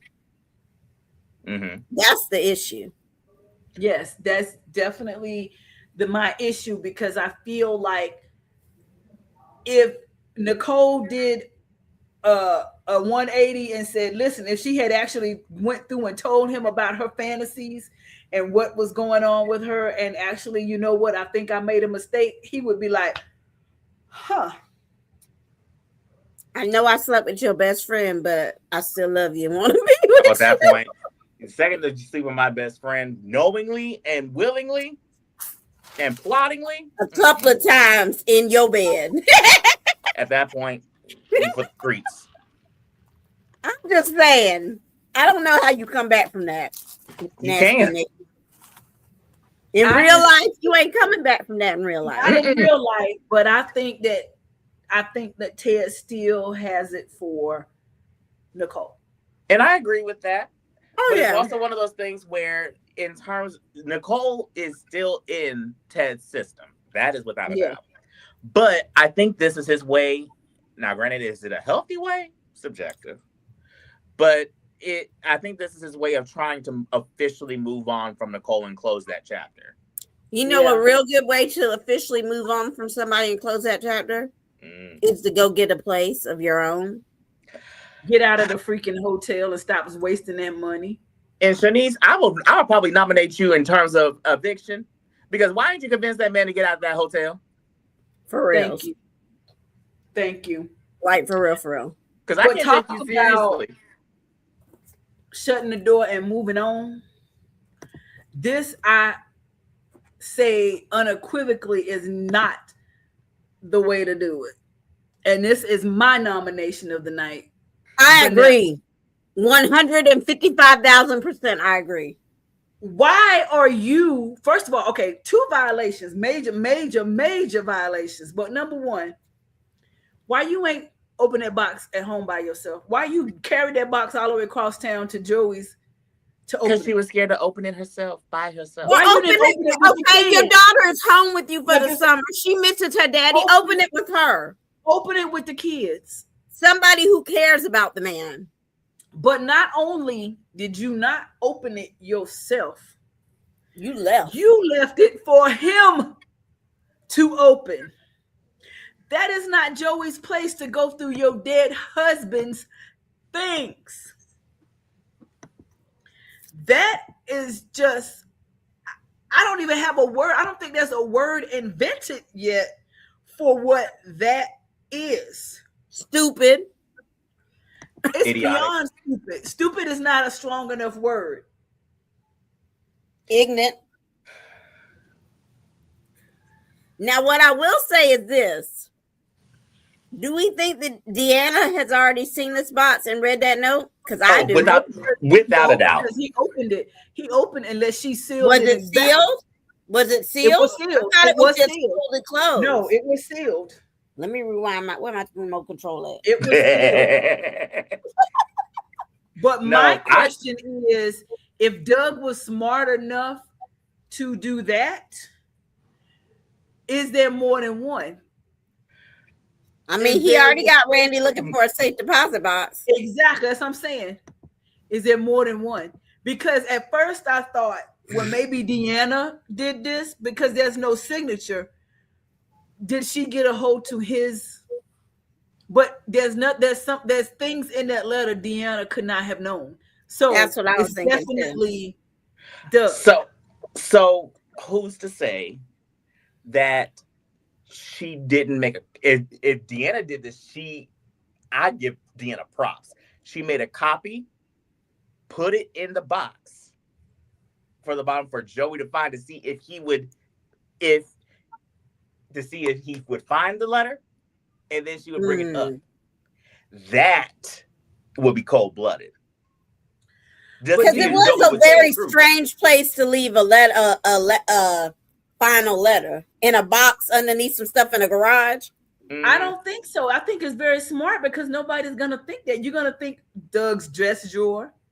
You're gonna think like Joey's thinking, safety deposit box. You're gonna think in his office at work, some of the obvious places. But in a box of soccer stuff, balls, and random things would not be where somebody would go to look. I think that was the perfect place because it would be just as dismissed the way Vanessa dismissed it. However, where she was wrong and where she messed up is not going through that by herself. Just like she did the gym locker, she did it by herself. Why she couldn't do this box that way? Because she's already been through enough of his things by herself. She didn't even ask what was in the box and stayed gone long enough while he opened the box for him to read and burn the letter, burn the letter. Now, you didn't walk back into the living room and smell something burning? It made me so mad. I forgot. I apologize. I did forget about this one thing when I did the nominations online. You are correct. She definitely deserves to be on that list. Oh yeah, to me, she the top of the list. She is number one with a speed and train. But she followed right behind with him because he had to do this because this will incriminate him. But also, exactly, he's not gonna say Doug left you a letter that told you I killed him. He ain't up there for the letter. He up there for that dinner. But, okay, so we're gonna get there in a second. But he did exactly what he was supposed to do. But Deanna said, listen, my daddy said that I am to befriend you, not come in too hot, disarm my mama, and figure out what I'm supposed to do. But where is she getting her information? So I agree. Maybe all of this came about because she saw the letter, because she was been mistrusting of Joey from the jump. Mm-hmm. Did she Maybe find this it letter was and it's replant? on stationery. Maybe he sent her a copy. He could have The sent way copy. that, yeah, the way my mind is set up and the way Doug's mind was set up all before he was gone, when he was ready to tell it, it's multiple copies of this letter. Mm-hmm. Elon might have one sitting somewhere at his house. So let's say this: if he sent it to Deanna, why not send it to Darnell? To Donnell? Because Deanna was Donnell- daddy's girl. Deanna is him. She took after his side of the family. Yeah, Donnell took Deanna's after Vanessa's Vanessa's. girl. Okay. I'm not even gonna touch it. Yeah, that's daddy's little girl right there. Okay. She has been ride or die for her daddy from day one since we met Deanna. I just want her to not be crazy, even though I do like the idea of having somebody certifiably crazy on the show. Oh, that's Deanna. She's definitely going crazy. But she's I don't crazy think with she's it. going crazy. She's crazy with intent. Yeah, she gonna figure it out. But the thing is, she's not wrong. If she was going crazy and she was off the mark, that's something else. She is not wrong. She is a dog with a bone. She is not wrong. Tell you what And she need to do. She need to call her friend Kat and put Kat on the case. She does, because They might crack. for that. I'm surprised they ain't got on the case together by now. They might crack it for real. But They I might mess think- around and find the cabin in the woods. I think she's pulling it on way too thick though, and Joey is peeping it, because how all of a sudden you go from cussing and throwing stuff to, well, that's your man, right? Like, no, bring him to dinner. No, you love him, right? I guess I gotta find a way to get along. You went from going, you raggedy bitch, you was dating this man before my daddy died, and you have been doing this and that, to, well, yeah. Keisha, You and the horse you rode in on. exactly. Oh, F you and that man, and you disrespecting my daddy. F you and him. Mm-hmm. Yeah, let me get to know him. Let me see. I love Deanna so much, though. I'm sorry. I know I'm a little bit crazy, but I love her. I I love love Deanna too. I think she love is this raw. character. I think she is raw and uncut. And Look. and Joey know it. That's why Joey done pulled this one back out again and say, listen, I need you to go and find that box. See, But Adrian, Deanna is working on getting that 2027 emerging talent nomination. That's what she working on. Yes, Mhm. she is. Yes, see- she is. see, Adrian, I don't think that Joey's gonna take her out like the way she did Doug, but he will try and find a way to make her certifiably insane to where she's committed. But Vanessa is so far gone with Joey that she ain't gonna see anything that paints Joey in a negative I might light. need to take Vanessa out at this point. I'm sick of her. I think my theory now that she's undercover is now dead. With Nah, that she ain't box situation today, the other day, this week, she's completely disappointed me now. I'm done. Unless she does know what's in it and she wanted to see how he was going to react. But she didn't stay around to see how he was going to react. But she knows that she ever go back in there and let it go on that it could have been bait. I don't know. I don't think she's working undercover at this point. She's screwing the man every chance she can get. She done screwed up her relationship with her daughter. I don't think she's working undercover. Deanna and or Vanessa has planted that letter in some kind of way. But Deanna, I definitely think has seen that letter. Because when she was having her imaginary conversation in the booth for what she was going to say and how she was going to say it, it was like she was going to out him about that letter. For whatever reason, she didn't do it. But let's talk about, and Keisha, I think you would maybe alluding to this earlier, talk about it. Let's talk about the pettiness of Joey in this dinner. Why would he even say, "Oh, you know, when we were going through, I was going through some of Doug's things, and we was doing his things at the house." Doug He did. was saying all Joey the did. things Yep. to bait her, just like he did Carlton at that last dinner with Nicole. He was He trying did to get exactly under her what skin. he does every time she get on the phone. Oh, honey, would you like some scones? Oh, my bad. Were you on the phone? You knew exactly what you was doing. He knew exactly what he was doing. And He the was fact that trying to get a Vanessa hasn't reaction caught on out to of that her pisses me because off. he knows that she being fake. The He fact that knows Vanessa hasn't caught on to that pissed me off. Because Yeah, for real. Well, she the caught fact on that to it. That's why she kept saying, "Okay, well, who wants to order?" And let me change the subject right quick because I got a feeling this gonna get out of hand. No, I'm talking about whenever after the tornado and Joey was running her a bath. Oh yeah, Like you heard me say, I'm about to call my daughter. Make it make sense. exactly. Definitely, she knew. Yeah, I think he was. She I knew. think he was trying to.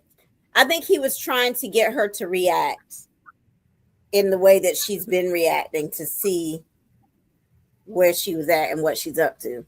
But she didn't give him what he was looking for. Thank you, Deanna.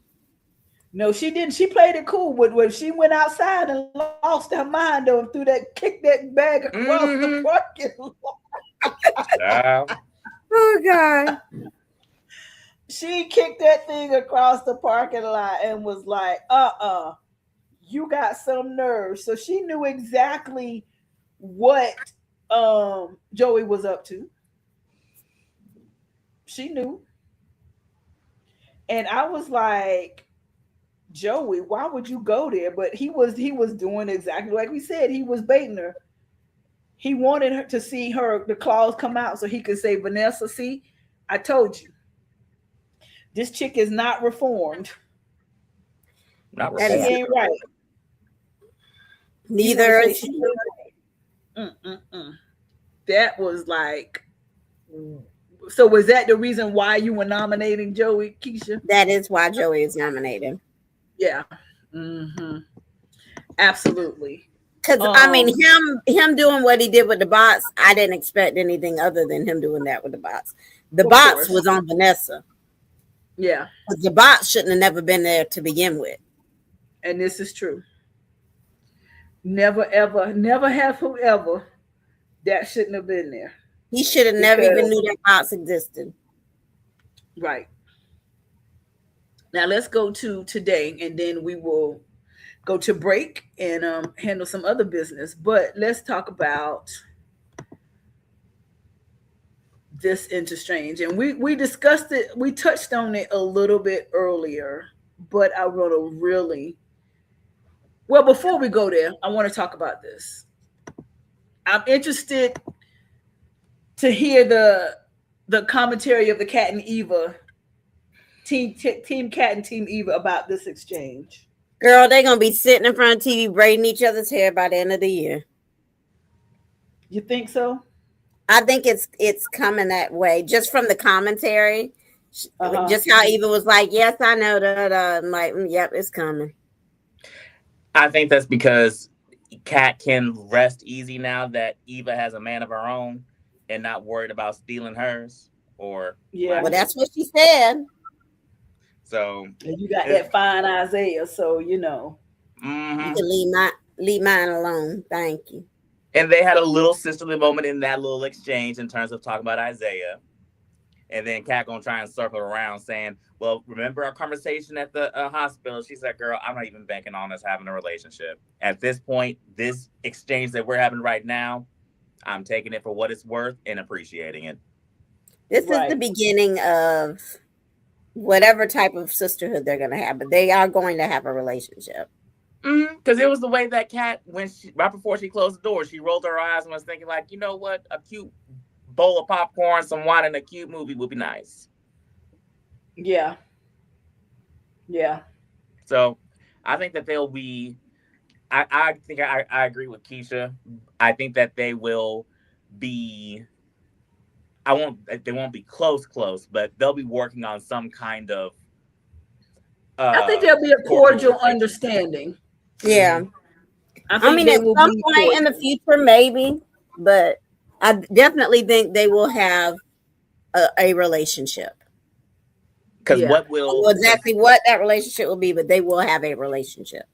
Now, the thing that's going to make their relationship rocky is going to be Leslie. Yeah. But I think that Kat finally has on her big girl panties, and she's not.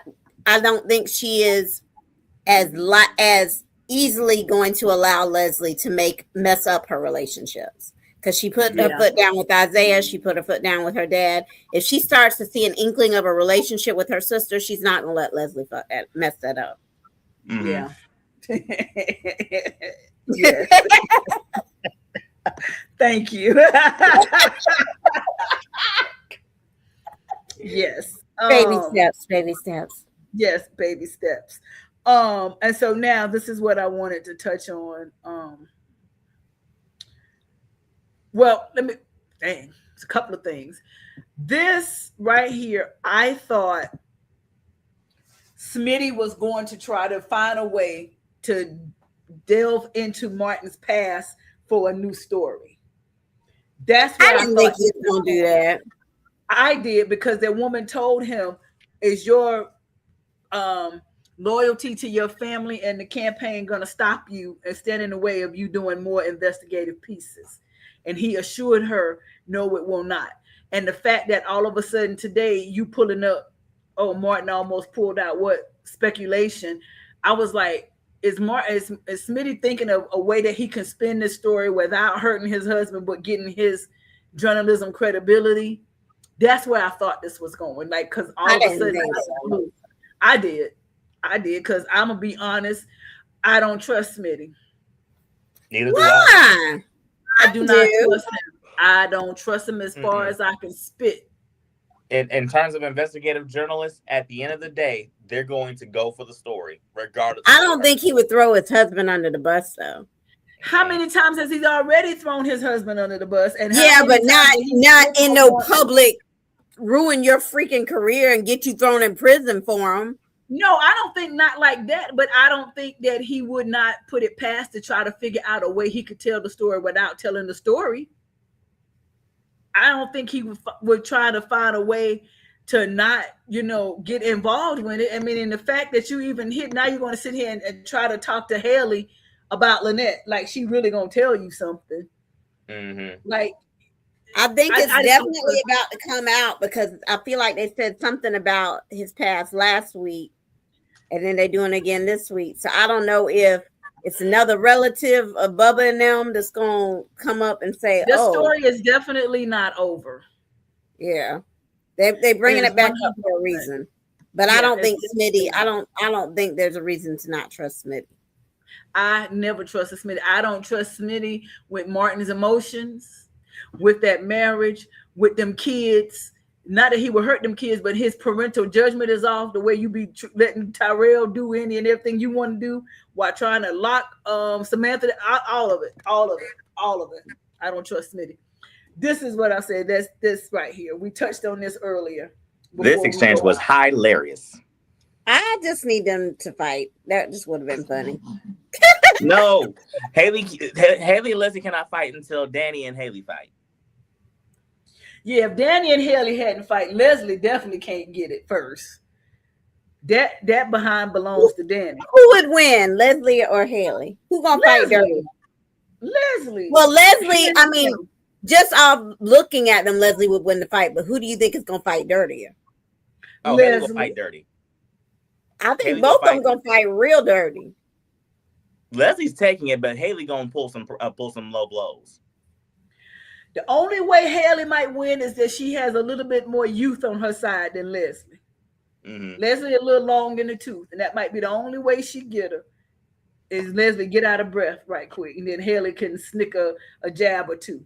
But I think before they get there, all the hair gonna be on the floor, and clothes torn, and everybody. She gonna give it to her good before that happens. Because I just think that Leslie has seen just a little bit more than Haley. I mean, Haley done seen a bit now in her being in these streets. In her profession of scamming people, but I'm talking about Well, dry she bones. Can she go up rough? I don't know, because you can't believe nothing that come out of Haley's mouth about how you sure can. You're right. And if you want to, only thing that we have to even remotely judge how Haley might have grown up is Randy. And Randy don't look like he been scrapping too hard. He look well, and obviously they didn't grow up anywhere near each other because it was like he was telling Haley about his friendship with Doug. Like she didn't even know they grew up together type thing. Right. I mean, I don't know all of my cousins' friends, so. Yeah, I mean, I think they could have been cousins and just not that tight. Yeah, could have been. Until they decided, hey, let's run scams together. Okay. Well, let's go to commercial break. And yeah, let's see where we are. Let me do this right here. And let me do this right here so that's done. And let's see what's shaking on the other side. All right. Yeah, from the island to your plate, look back. Season with love, cooked just right. One bite, got your taste buds taking flight. Look poppy, flavor, so good. Family, faith, and know how to go. From the sauce to the smoke to the fire and the soul. Look poppy got the flavor taking over control. Turn it up, let the Puerto Rican flavor with luxury. Look poppy, yeah, we bringing the heat. One taste, and you know it can be beat.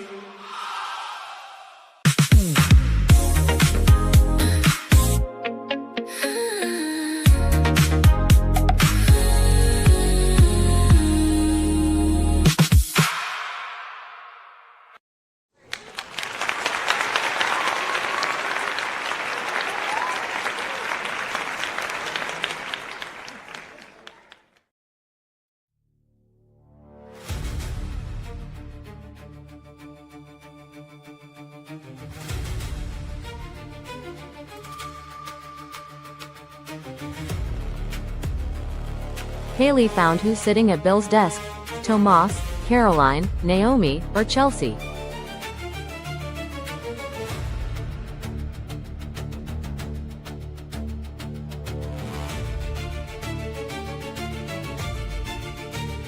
What did Deanna make sure Uptown had for dinner with Joey? Champagne, 2019 wine, cognac, or spritz?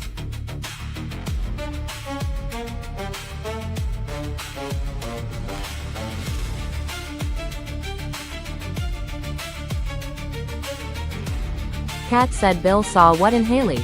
Great smile, firm backside, double D's, or youth.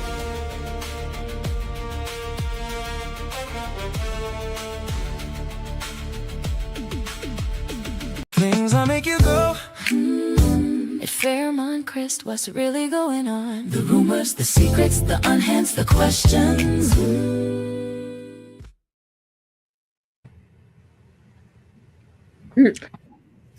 All right.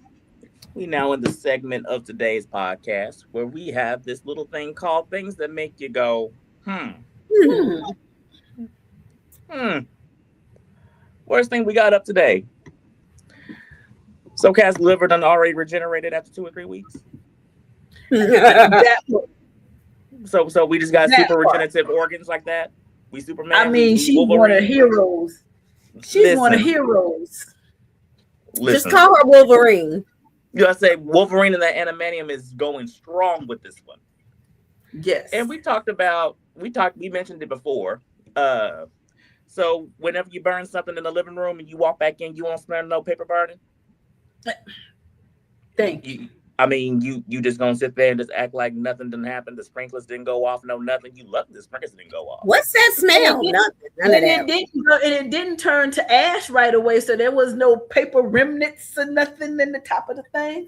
All I know is if I smell something in my house, I'm like, what's burning? Mm-hmm. Okay. Like who cooking? Because if you cooking, you don't need to be on my stove no more. Right. Mm-hmm. Other things that make you go, So Danny can sit there and berate Bill all she wants to about keeping a secret, but the second that she does the same thing, she's justified. So we talking about double standards now. Now I've been a big advocate in terms of women not being able to do the same thing as men, or men being able to do whatever they want to, and women have to sit there and take it. Now come on, I don't do double standards now. I have one to add. Okay. What happened to the information on the flash drive that Joey had on Leslie? What was on it and what happened to it? Because they forgot that he was holding that over her head. Where that at? And also one more. When is Vernon going back to work? Because you got time to be all up in the articulate business, rearranging all of their schedules and carrying on, talking about getting in the studio. When you gonna mind your own business, Mister? I looked at everybody's tour schedule and checked your schedule and booked you some studio time. You ain't talked to none of us. Listen, the bank accounts of everybody on the show makes you go, because the way that Ted has been living in that hotel for a year, the way that Bill got alimony payments to Danny, and then you got Haley a black card where she can be able to spend God knows how much. Right. And then Vernon, do you still make alimony payments when the person's remarried though? I don't know if it stops. I guess if there's a clause or you go back to court and say she got married, mine need to stop. I don't think it automatically stops. I don't know. I don't know how that works. I never knew anybody who divorced who had enough money to worry about alimony. Exactly. Look, that's above my pay grade. That's out of my tax. That's above me. Listen, and with Vernon, how much PTO you got saved up? And if you don't have enough PTO saved up, how much money is in your bank account that you could be able to take this much time off? This is Vernon Dupree. Curtis said he believes that it does stop once you get married. I don't know. Okay. Somebody who somebody who would have definite on that, because why would you pay for the new husband? They have kids. I mean, in theory, yes. Why would you? But I don't think if you don't literally carry that back to the courts for an amendment, it still happens. I think you have to go back in and say. I don't think so. I don't think keep dragging them back into court to say he making more money now. I need more child support. Like I think you have to go back in. Yeah, for that, but for something as common sense as, oh, you have a new husband, you're now his responsibility. I feel like that's like something that's written in from the beginning, I would think. Okay, but what's the first word, the operative word that you said in that sentence? You said common sense, and I'm just going to leave it at that. I mean, all right. Well, we are at that part of the time. It is time for our church announcements.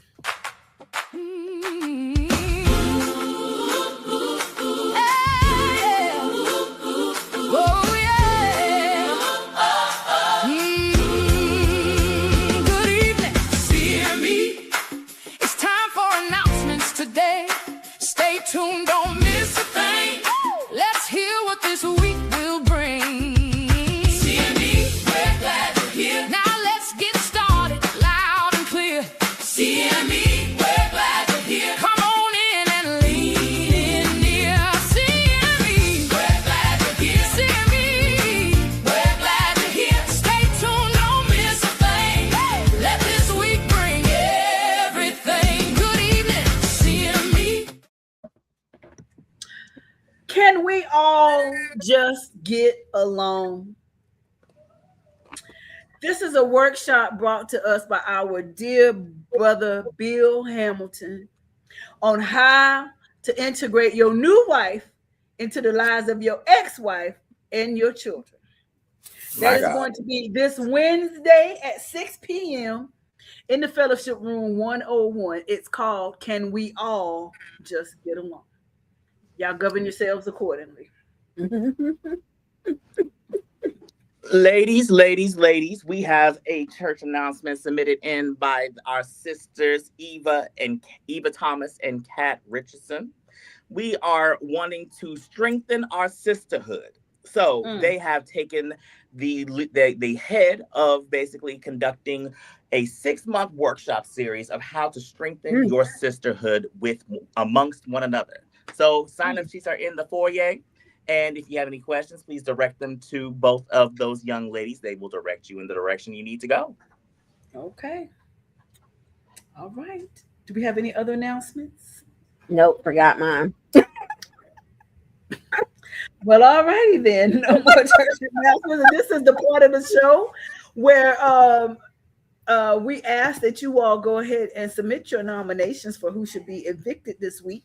Go ahead and you got to say why, and you got to say the name. I know there's a couple of polls out in different places, but this is the point where y'all go here in the comments and give us your nominations for evictions. We're not going to take another break just yet, but what we're going to do is we're going to go to tea time. How about that? While y'all do your nominations. Pour a cup and take a seat. The gossip's hot and the tea is sweet. Rumors, reactions, theories too. We've got all the latest news for you. It's tea time behind the gates.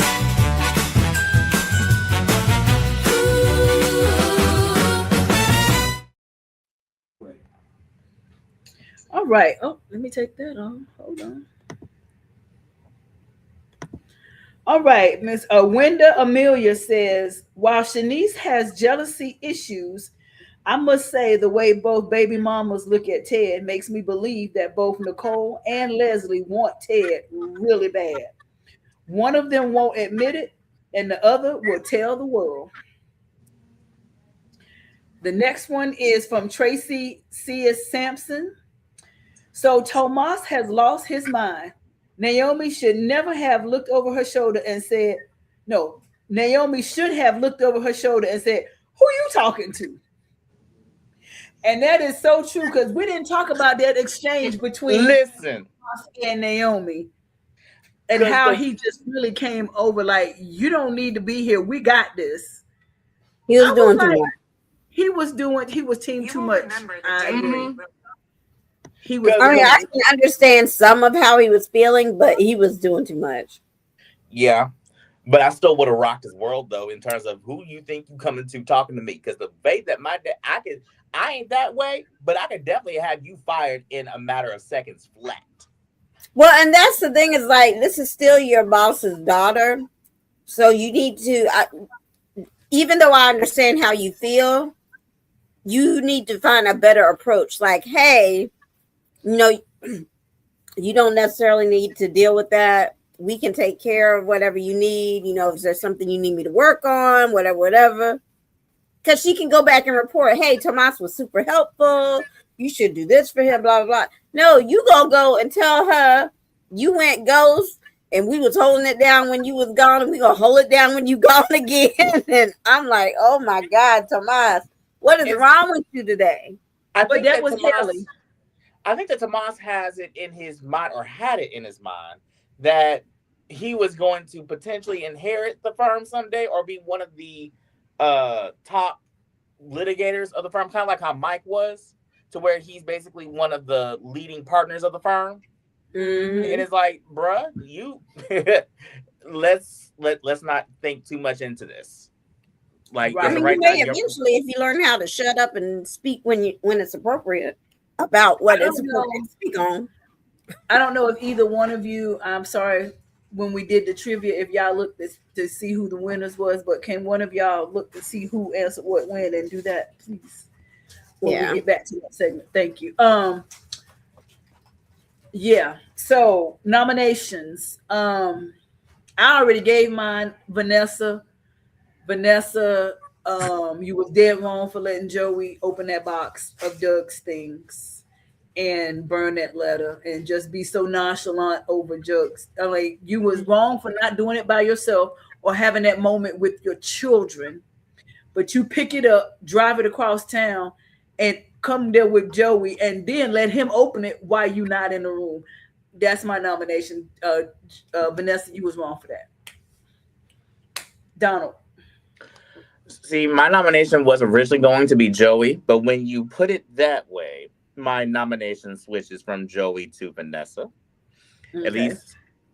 At least in terms of these two, they're top contenders, Vanessa and Danny, because you are so guilty. You're slipping at the mouth, and you are sitting here telling Bill to keep his mouth shut, but at the same time, you're gonna sit there and poke the bear with Haley, and Haley ain't stupid. So yeah, my two nominations. Danny, why are you just on our radar?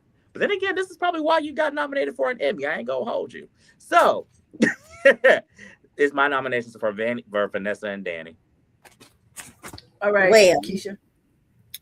I'm with Donald. Initially, my first one was Joey, but you have made a very compelling argument throughout the show that is being switched to Vanessa. And my second nomination is going to Haley because she is getting way too lax and not playing the part of the doting wife the way she's supposed to if she's going to pull off this con. Mm-hmm. She's going to end up getting caught before she get paid.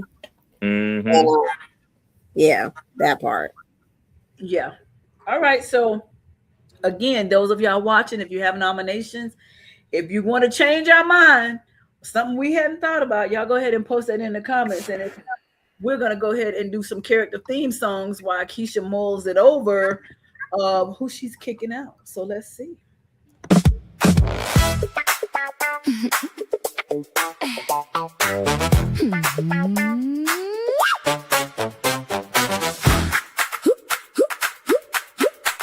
Who made a scene? Who spilled the tea? Who had everybody talking all week long? Who chose chaos? Who brought the drama? Whose actions earned their very own song?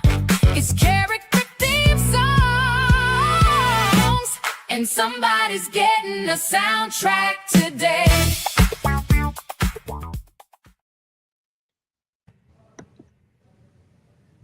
All right. Keisha. All righty. First song we are giving is going to be to our girl Danny.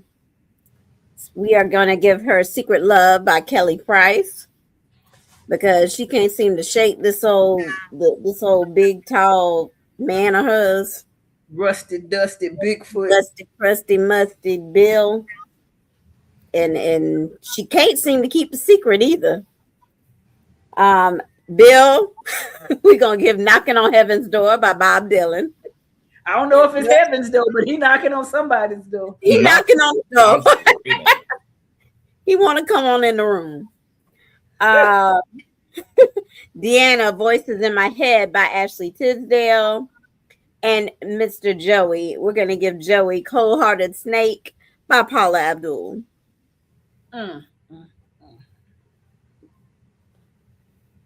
Donald. Is it me? Okay. So for our boy Jacob, because he's trying to be the supportive husband now that he has learned of his wife's diagnosis, we are going to give him Man That I Need by Olivia. Was it? Yeah, Olivia Dean. And of course, for the Articulates, because we are preparing for their reunion with the studio album, which are including Barbara's vocals, we're going to do the iconic theme song, Girlfriends, by the TV show Girlfriends. We don't have one for Doug, so y'all, if y'all want to think of a song for Doug, y'all can put it in the comments of what y'all think Doug's song should be. But for Tomas, it's Money, Power, and Respect. Because Tomas had put some respect on his name. I held it down, and you're going to look at me in more than a liability. So that's his part. And Andre, lay down, Tell me what's on your mind. What exactly did he he do to make you cry? It's time. It's called Oh, I love Confidence. One of my favorite songs it. from the 90s. That's when the 90s was popping. Child, the Girl, we 90s. had good music. Shout the Child, original album, shout the remix album, all of the above. the 90s was my grade school year childhood. The early 2000s and the 2000s was my middle school. Did he just say grade school? Yes. Yeah. Can we remove him out the chat? Look, I was in elementary all throughout the 90s. Bless your heart. I was in high school when that song came out. Listen, I wish I could have been in high school in the 90s. That was an era. I was in the Russell House ballroom at a time with Dad. I was on the campus of University of South Carolina. Because speaking as a D9 member, the greatest travesty that has been committed in my lifetime is that I was not a college student in the early 2000s when every song that is still played to this day was out. Yeah, you the probates was busting. I'm just gonna tell you that the step shows and the probates was busting. And I wish I was there to fully enjoy it. So sorry. We had the best stepmaster ever too. She used to come over. That's kind of like the new kids now just learning about Michael Jackson, and you see what has got them in a chokehold now. But can you imagine what would happen if they was here when they lived it in real time like we did? The number, okay, so y'all know I'm in education. So I'm working at a summer camp. And without going into too much detail, there's literally one little brown spot in all the summer camps. So it's 20 plus kids in one little brown spot. Well, all them kids being there, beat it, like they done been to see the movie. They know them some Michael now. Ever since that movie came, them kids love Michael. So My you know. niece sings Human Nature every day from the time she opened her eyes to the time she closed. And since my sister bought the Michael movie, she watches it every day from sun up to sundown. And my mom is visiting now. And I said, Mom, have you watched the Michael movie? She said, from the time I got here yesterday, last night, this morning, and it's on now. So 4 times in a day and a half, she's seen the Michael movie. She probably watched it again today because that's all my niece wants to watch. She's 4 years old. And he just got them in a chokehold. So it's like, I feel sorry for them in a way because they just didn't live it in real time. I mean, just the 90s and 2000s, you got R. Kelly. Look, we know of his current issues, but what you cannot do is discount that man's music. Listen, this is what I say.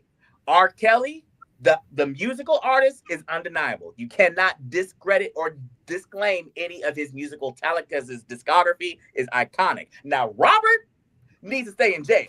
Yeah. You got R. Kelly, you got Michael, you got Prince Rogers Nelson. Listen, Janet was in her peak. Mariah Carey was in her peak. You got Whitney Houston in her peak. You got Celine Dion. You got who else? Brandy and Monica were making their way to the scene. Usher was pretty solidified throughout the 90s. Who else? I mean, we have to. We don't want to, but acknowledge. I already know who you're gonna say. We gotta acknowledge it. We have to give it up to the bad boy era in the 90s. We cannot. We just cannot. Even though we now know what else was going on during the bad boy era. We know what else was going on, but Bad Boy as a crew, as a musicianship, as a whole thing, you have to give. You got to give it to them anyway because of what all them people went through. Because they went through some stuff. Biggie, Tupac, NWA, you got to give it to them. Oh, you got to give it up to them. You got to give it up to them. East Coast, West Coast, Source Awards. I mean, you got to give it to all of that. All of it. Like, y'all don't know what y'all missing now. Like, the biggest excitement y'all have is Spin That, which is the dumbest song ever in history. I won't go there. See, and like with Gen Z, like I'm a late millennial. I'm born in 91. So for Gen Z, they try to claim like the 2000s as their ears. Like, no. Y'all can claim Chris. We'll let y'all have Chris Brown, No, and even with though Chris- even and you know- though he got all his inspiration from us, from our generation. And it's one of the things like with Chris Brown, like they will say like they grew up with Chris Brown. It's like, no, you didn't grow up with Chris Brown. You did. I was in high school when Chris Brown came out. Like that, like we are not the same. Like with Gen Z, we're not the same. You didn't grow. And it's like I saw this post yesterday where millennials are trying to take credit for three-way calling. You know, like you want to bust somebody, so you Oh no, three-way that's somebody Gen X. be quiet. I said, oh no, that's a That came straight out of Gen X. Gen X. Look, here you go, right here. Gen X Hold thing. on. I'm gonna call him right now. Mute. Yep. listen, and What's even up? then, we have smartphones. The sheer pleasure of being able to slam a phone or hang up a phone like a flip phone. Okay, exactly. Listen, Well, Not no. only that, then you got to. We also had and it wasn't a pleasure. Star 69. Star Star 69, Star 67. 67. Then you got to hold on. I think I heard a click. See if your Yep. mama done picked up the phone and muted it real Yes. quick. Yes, and then you got that long Call house you back. phone. You got that one with that long ass cord, and you done took that house phone from the kitchen all the way back to the bedroom. And listen, dial up. You couldn't Yes. be on the phone when the internet was up. Yeah. Yes. You Not had to only hit it that, down, yes. then you got don't mess around and have a little bit of coin, and you got a cordless phone, and then all of a sudden the static come through, and your neighbor's TV is on your phone. Listen, Girl, that's hilarious. when you had 4, 7, 13 on the TV, you finally got 21 when Fox came on, and that was it. That's all the channels you had on that dial TV before you got that cable box that had that one that you flip them things down. Come on now. Look, Friday night, Ursula, what were you doing every Friday night? Friday Night Lights football. I was in a band. I was football Friday night. No. I'm talking about when you were at home off season. What was on your TV? Well, it wasn't Dallas because Dallas was on while football was there because I got left at the school when Dallas was on. I said Friday night it had to be WWF wrestling. No, that was Saturday. Well, I was night. referring to Dallas because that's why I said when you're not in school. No, Dallas was definitely in season because my daddy left me at the school till 10 So o'clock you could when go Dallas home to was watch on. Dallas. Yeah, I was on Dallas and Falcon Crest, and Saturday night was Soul Train. Yes. No. Because we did not have a DVR. It wasn't Soul Train. Saturday What morning was was Soul Train. But what was Saturday night? What was the show? Solid Gold. Solid Gold was Saturday night. Solid Gold with Dionne Warwick and that little ugly poet. And Showtime of the Apollo. Showtime of the Apollo. And remember, Dance Fever with Danny Tello was Saturday evening, like 7 o'clock. And I ain't gonna lie. Look, y'all can take my card if you want to. It was also Hee Haw. It sure was. It was Hee Haw and it was Mama's Family. Y'all can take my card if you want to, but I watched Hee Haw. I did too. And don't forget the Carol Burnett show. Don't forget none of that. Carol Burnett and Mama's Family is the stuff, and I don't care what nobody say. I don't care what nobody say, but I remember Hee Haw. I remember that. Oh yes. Hee Haw was a trip. Hee Haw was like watching Drewski. Yes. I'm convinced that Drewski got his inspiration from Hee Haw. Yes, that, and then you had MASH and Black Sheep Squadron on Sunday evenings. That's time it's time to go to bed. Like, dang. Listen, them was the days. I'm telling you. Anyway, we done got all off track. Yeah, times were had. An era was had. It was an era. Yes. Do you have Curtis says TGI Friday. And Saturday morning cartoons. Absolutely. And don't forget TGIT.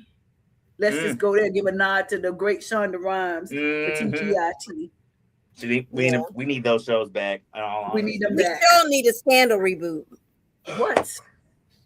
I think I'm gonna start Scandal all over again because it's still relevant now where we are. But anyway, Keisha, we're going home. Hold on. Let's see who is leaving.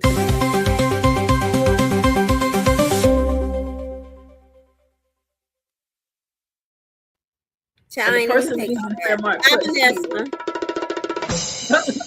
You said Bye, Vanessa? Vanessa. I'm hollering. bye, girl. There you're right. I love you so much, but bye. Lauren, we love you. Vanessa, you gotta go. Yeah, you got to go, sis. Prayer list. Praying for Eva's steady recovery. That way she can get out and move around like Kat. Because I'm Kat's praying for liver Deanna's is mental back and in health. full effect. You praying for what? Deanna's mental health. Yes, absolutely.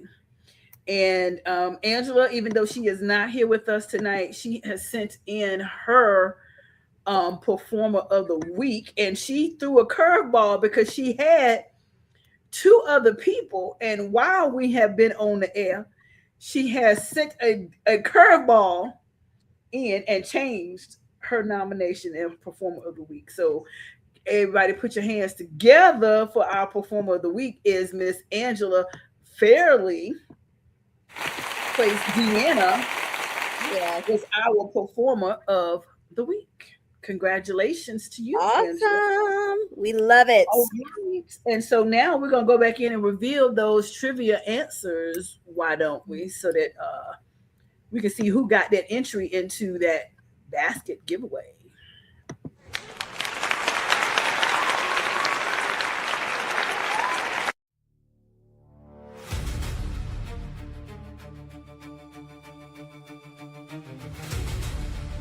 Haley found who's sitting at Bill's desk.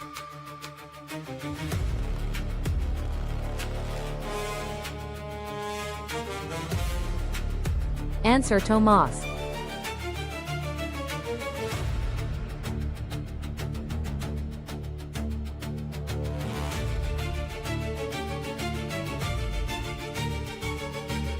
What did Deanna make sure Uptown had for dinner with Joey?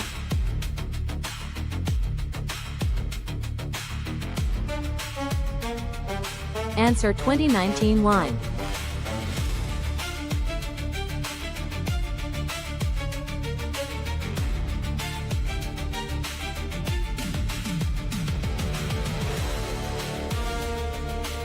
Kat said Bill saw what in Haley?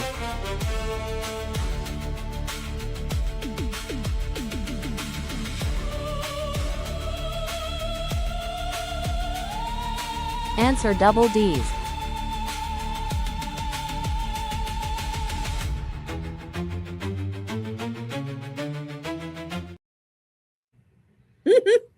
Cat, All right. Cat was hilarious with that one. Yes. So who is our winner for tonight?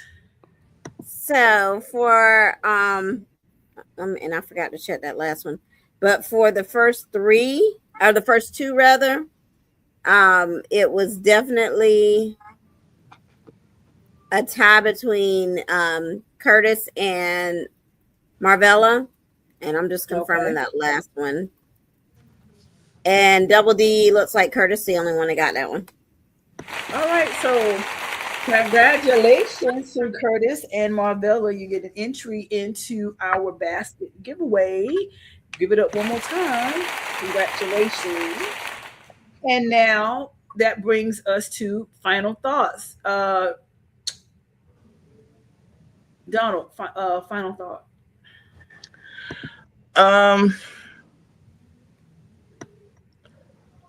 I really hope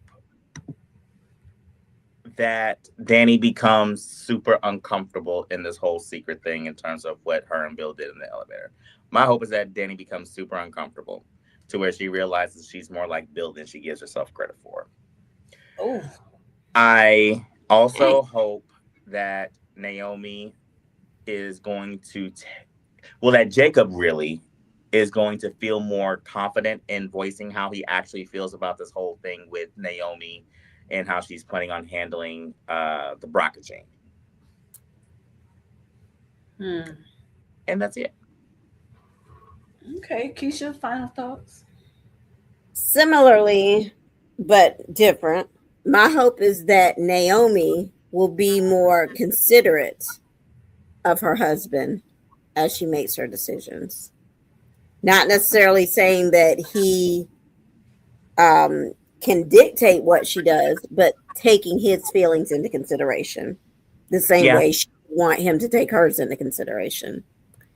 And I will clarify that for myself. I just want Jacob to feel that he doesn't need to filter or soften his perspectives in how Naomi is approaching this. I want him to feel more confident in vocalizing his either disagreements or his vehement I won't say rebellion, but if he feels strongly against something, say it, as opposed to just saying something to make Naomi feel happy, if that makes sense. Yeah, I feel like he's pacifying her a lot. And then also I hope that Danny just comes clean with Andre, because that's the only thing that's going to make her stop feeling so guilty and deflecting so much. Just come clean with them, deal with the consequences of your actions, make it right, give him a chance to not forget, but at least forgive you, and so that y'all can move on. I know it's not going to happen like that, but a girl can hope. I don't know if I want an articulate album. I think they should just rely on the greatness that they already have. And I don't know that I care to hear what Barbara sounded like. And how well, they're not only that, that's ain't gonna do nothing but feed whatchamacallit pocket some more, because and open up a whole nother can of worms. I think the articulates, and I don't need an articulate 2026 album. I didn't hear anything in the original that I'd like repeated. And yeah, I don't need a 2026 articulate album in my life. That's just not something I care to add to my, and to my and to my Apple Music to stream. That's just not something I'm feeling. But in real time, I'm trying to think if there's anybody of a group like that I would want a new album from. Like, I'm not really feeling a new. I would do a Destiny's Child album. Destiny's Child, yes, but I'm not feeling a new Supremes album, a new Four Tops, a new Temptations album. I would love a new edition album. Mm-hmm. I could tolerate a new edition. Yeah, I'd take a new edition album. But the Articulates, I think that ship has sailed. I know well, you want to honor Barbara, and I think you've done so by giving Leslie this money, and you've done so by introducing her in the concert. Maybe introduce Barbara's solo album as a hidden track. I don't know. I'm not excited about it. See, the thing is, go ahead. I was just gonna say, I don't think Anita's taken into consideration. If you use her voice, then that means you are helping fund the Shoust even more. Mm-hmm. And the thing with me, in terms of the musician in me, I like the concept that they want to include Barbara's original vocals, but you have to take into account the quality of the recording, and then trying to get the three articulates that are living to blend with the recording. Not necessarily the voice, but with the recording. Because you got to figure out how to be able to at least master it or mix it to where there's not so much feedback from the vintage original recording of it.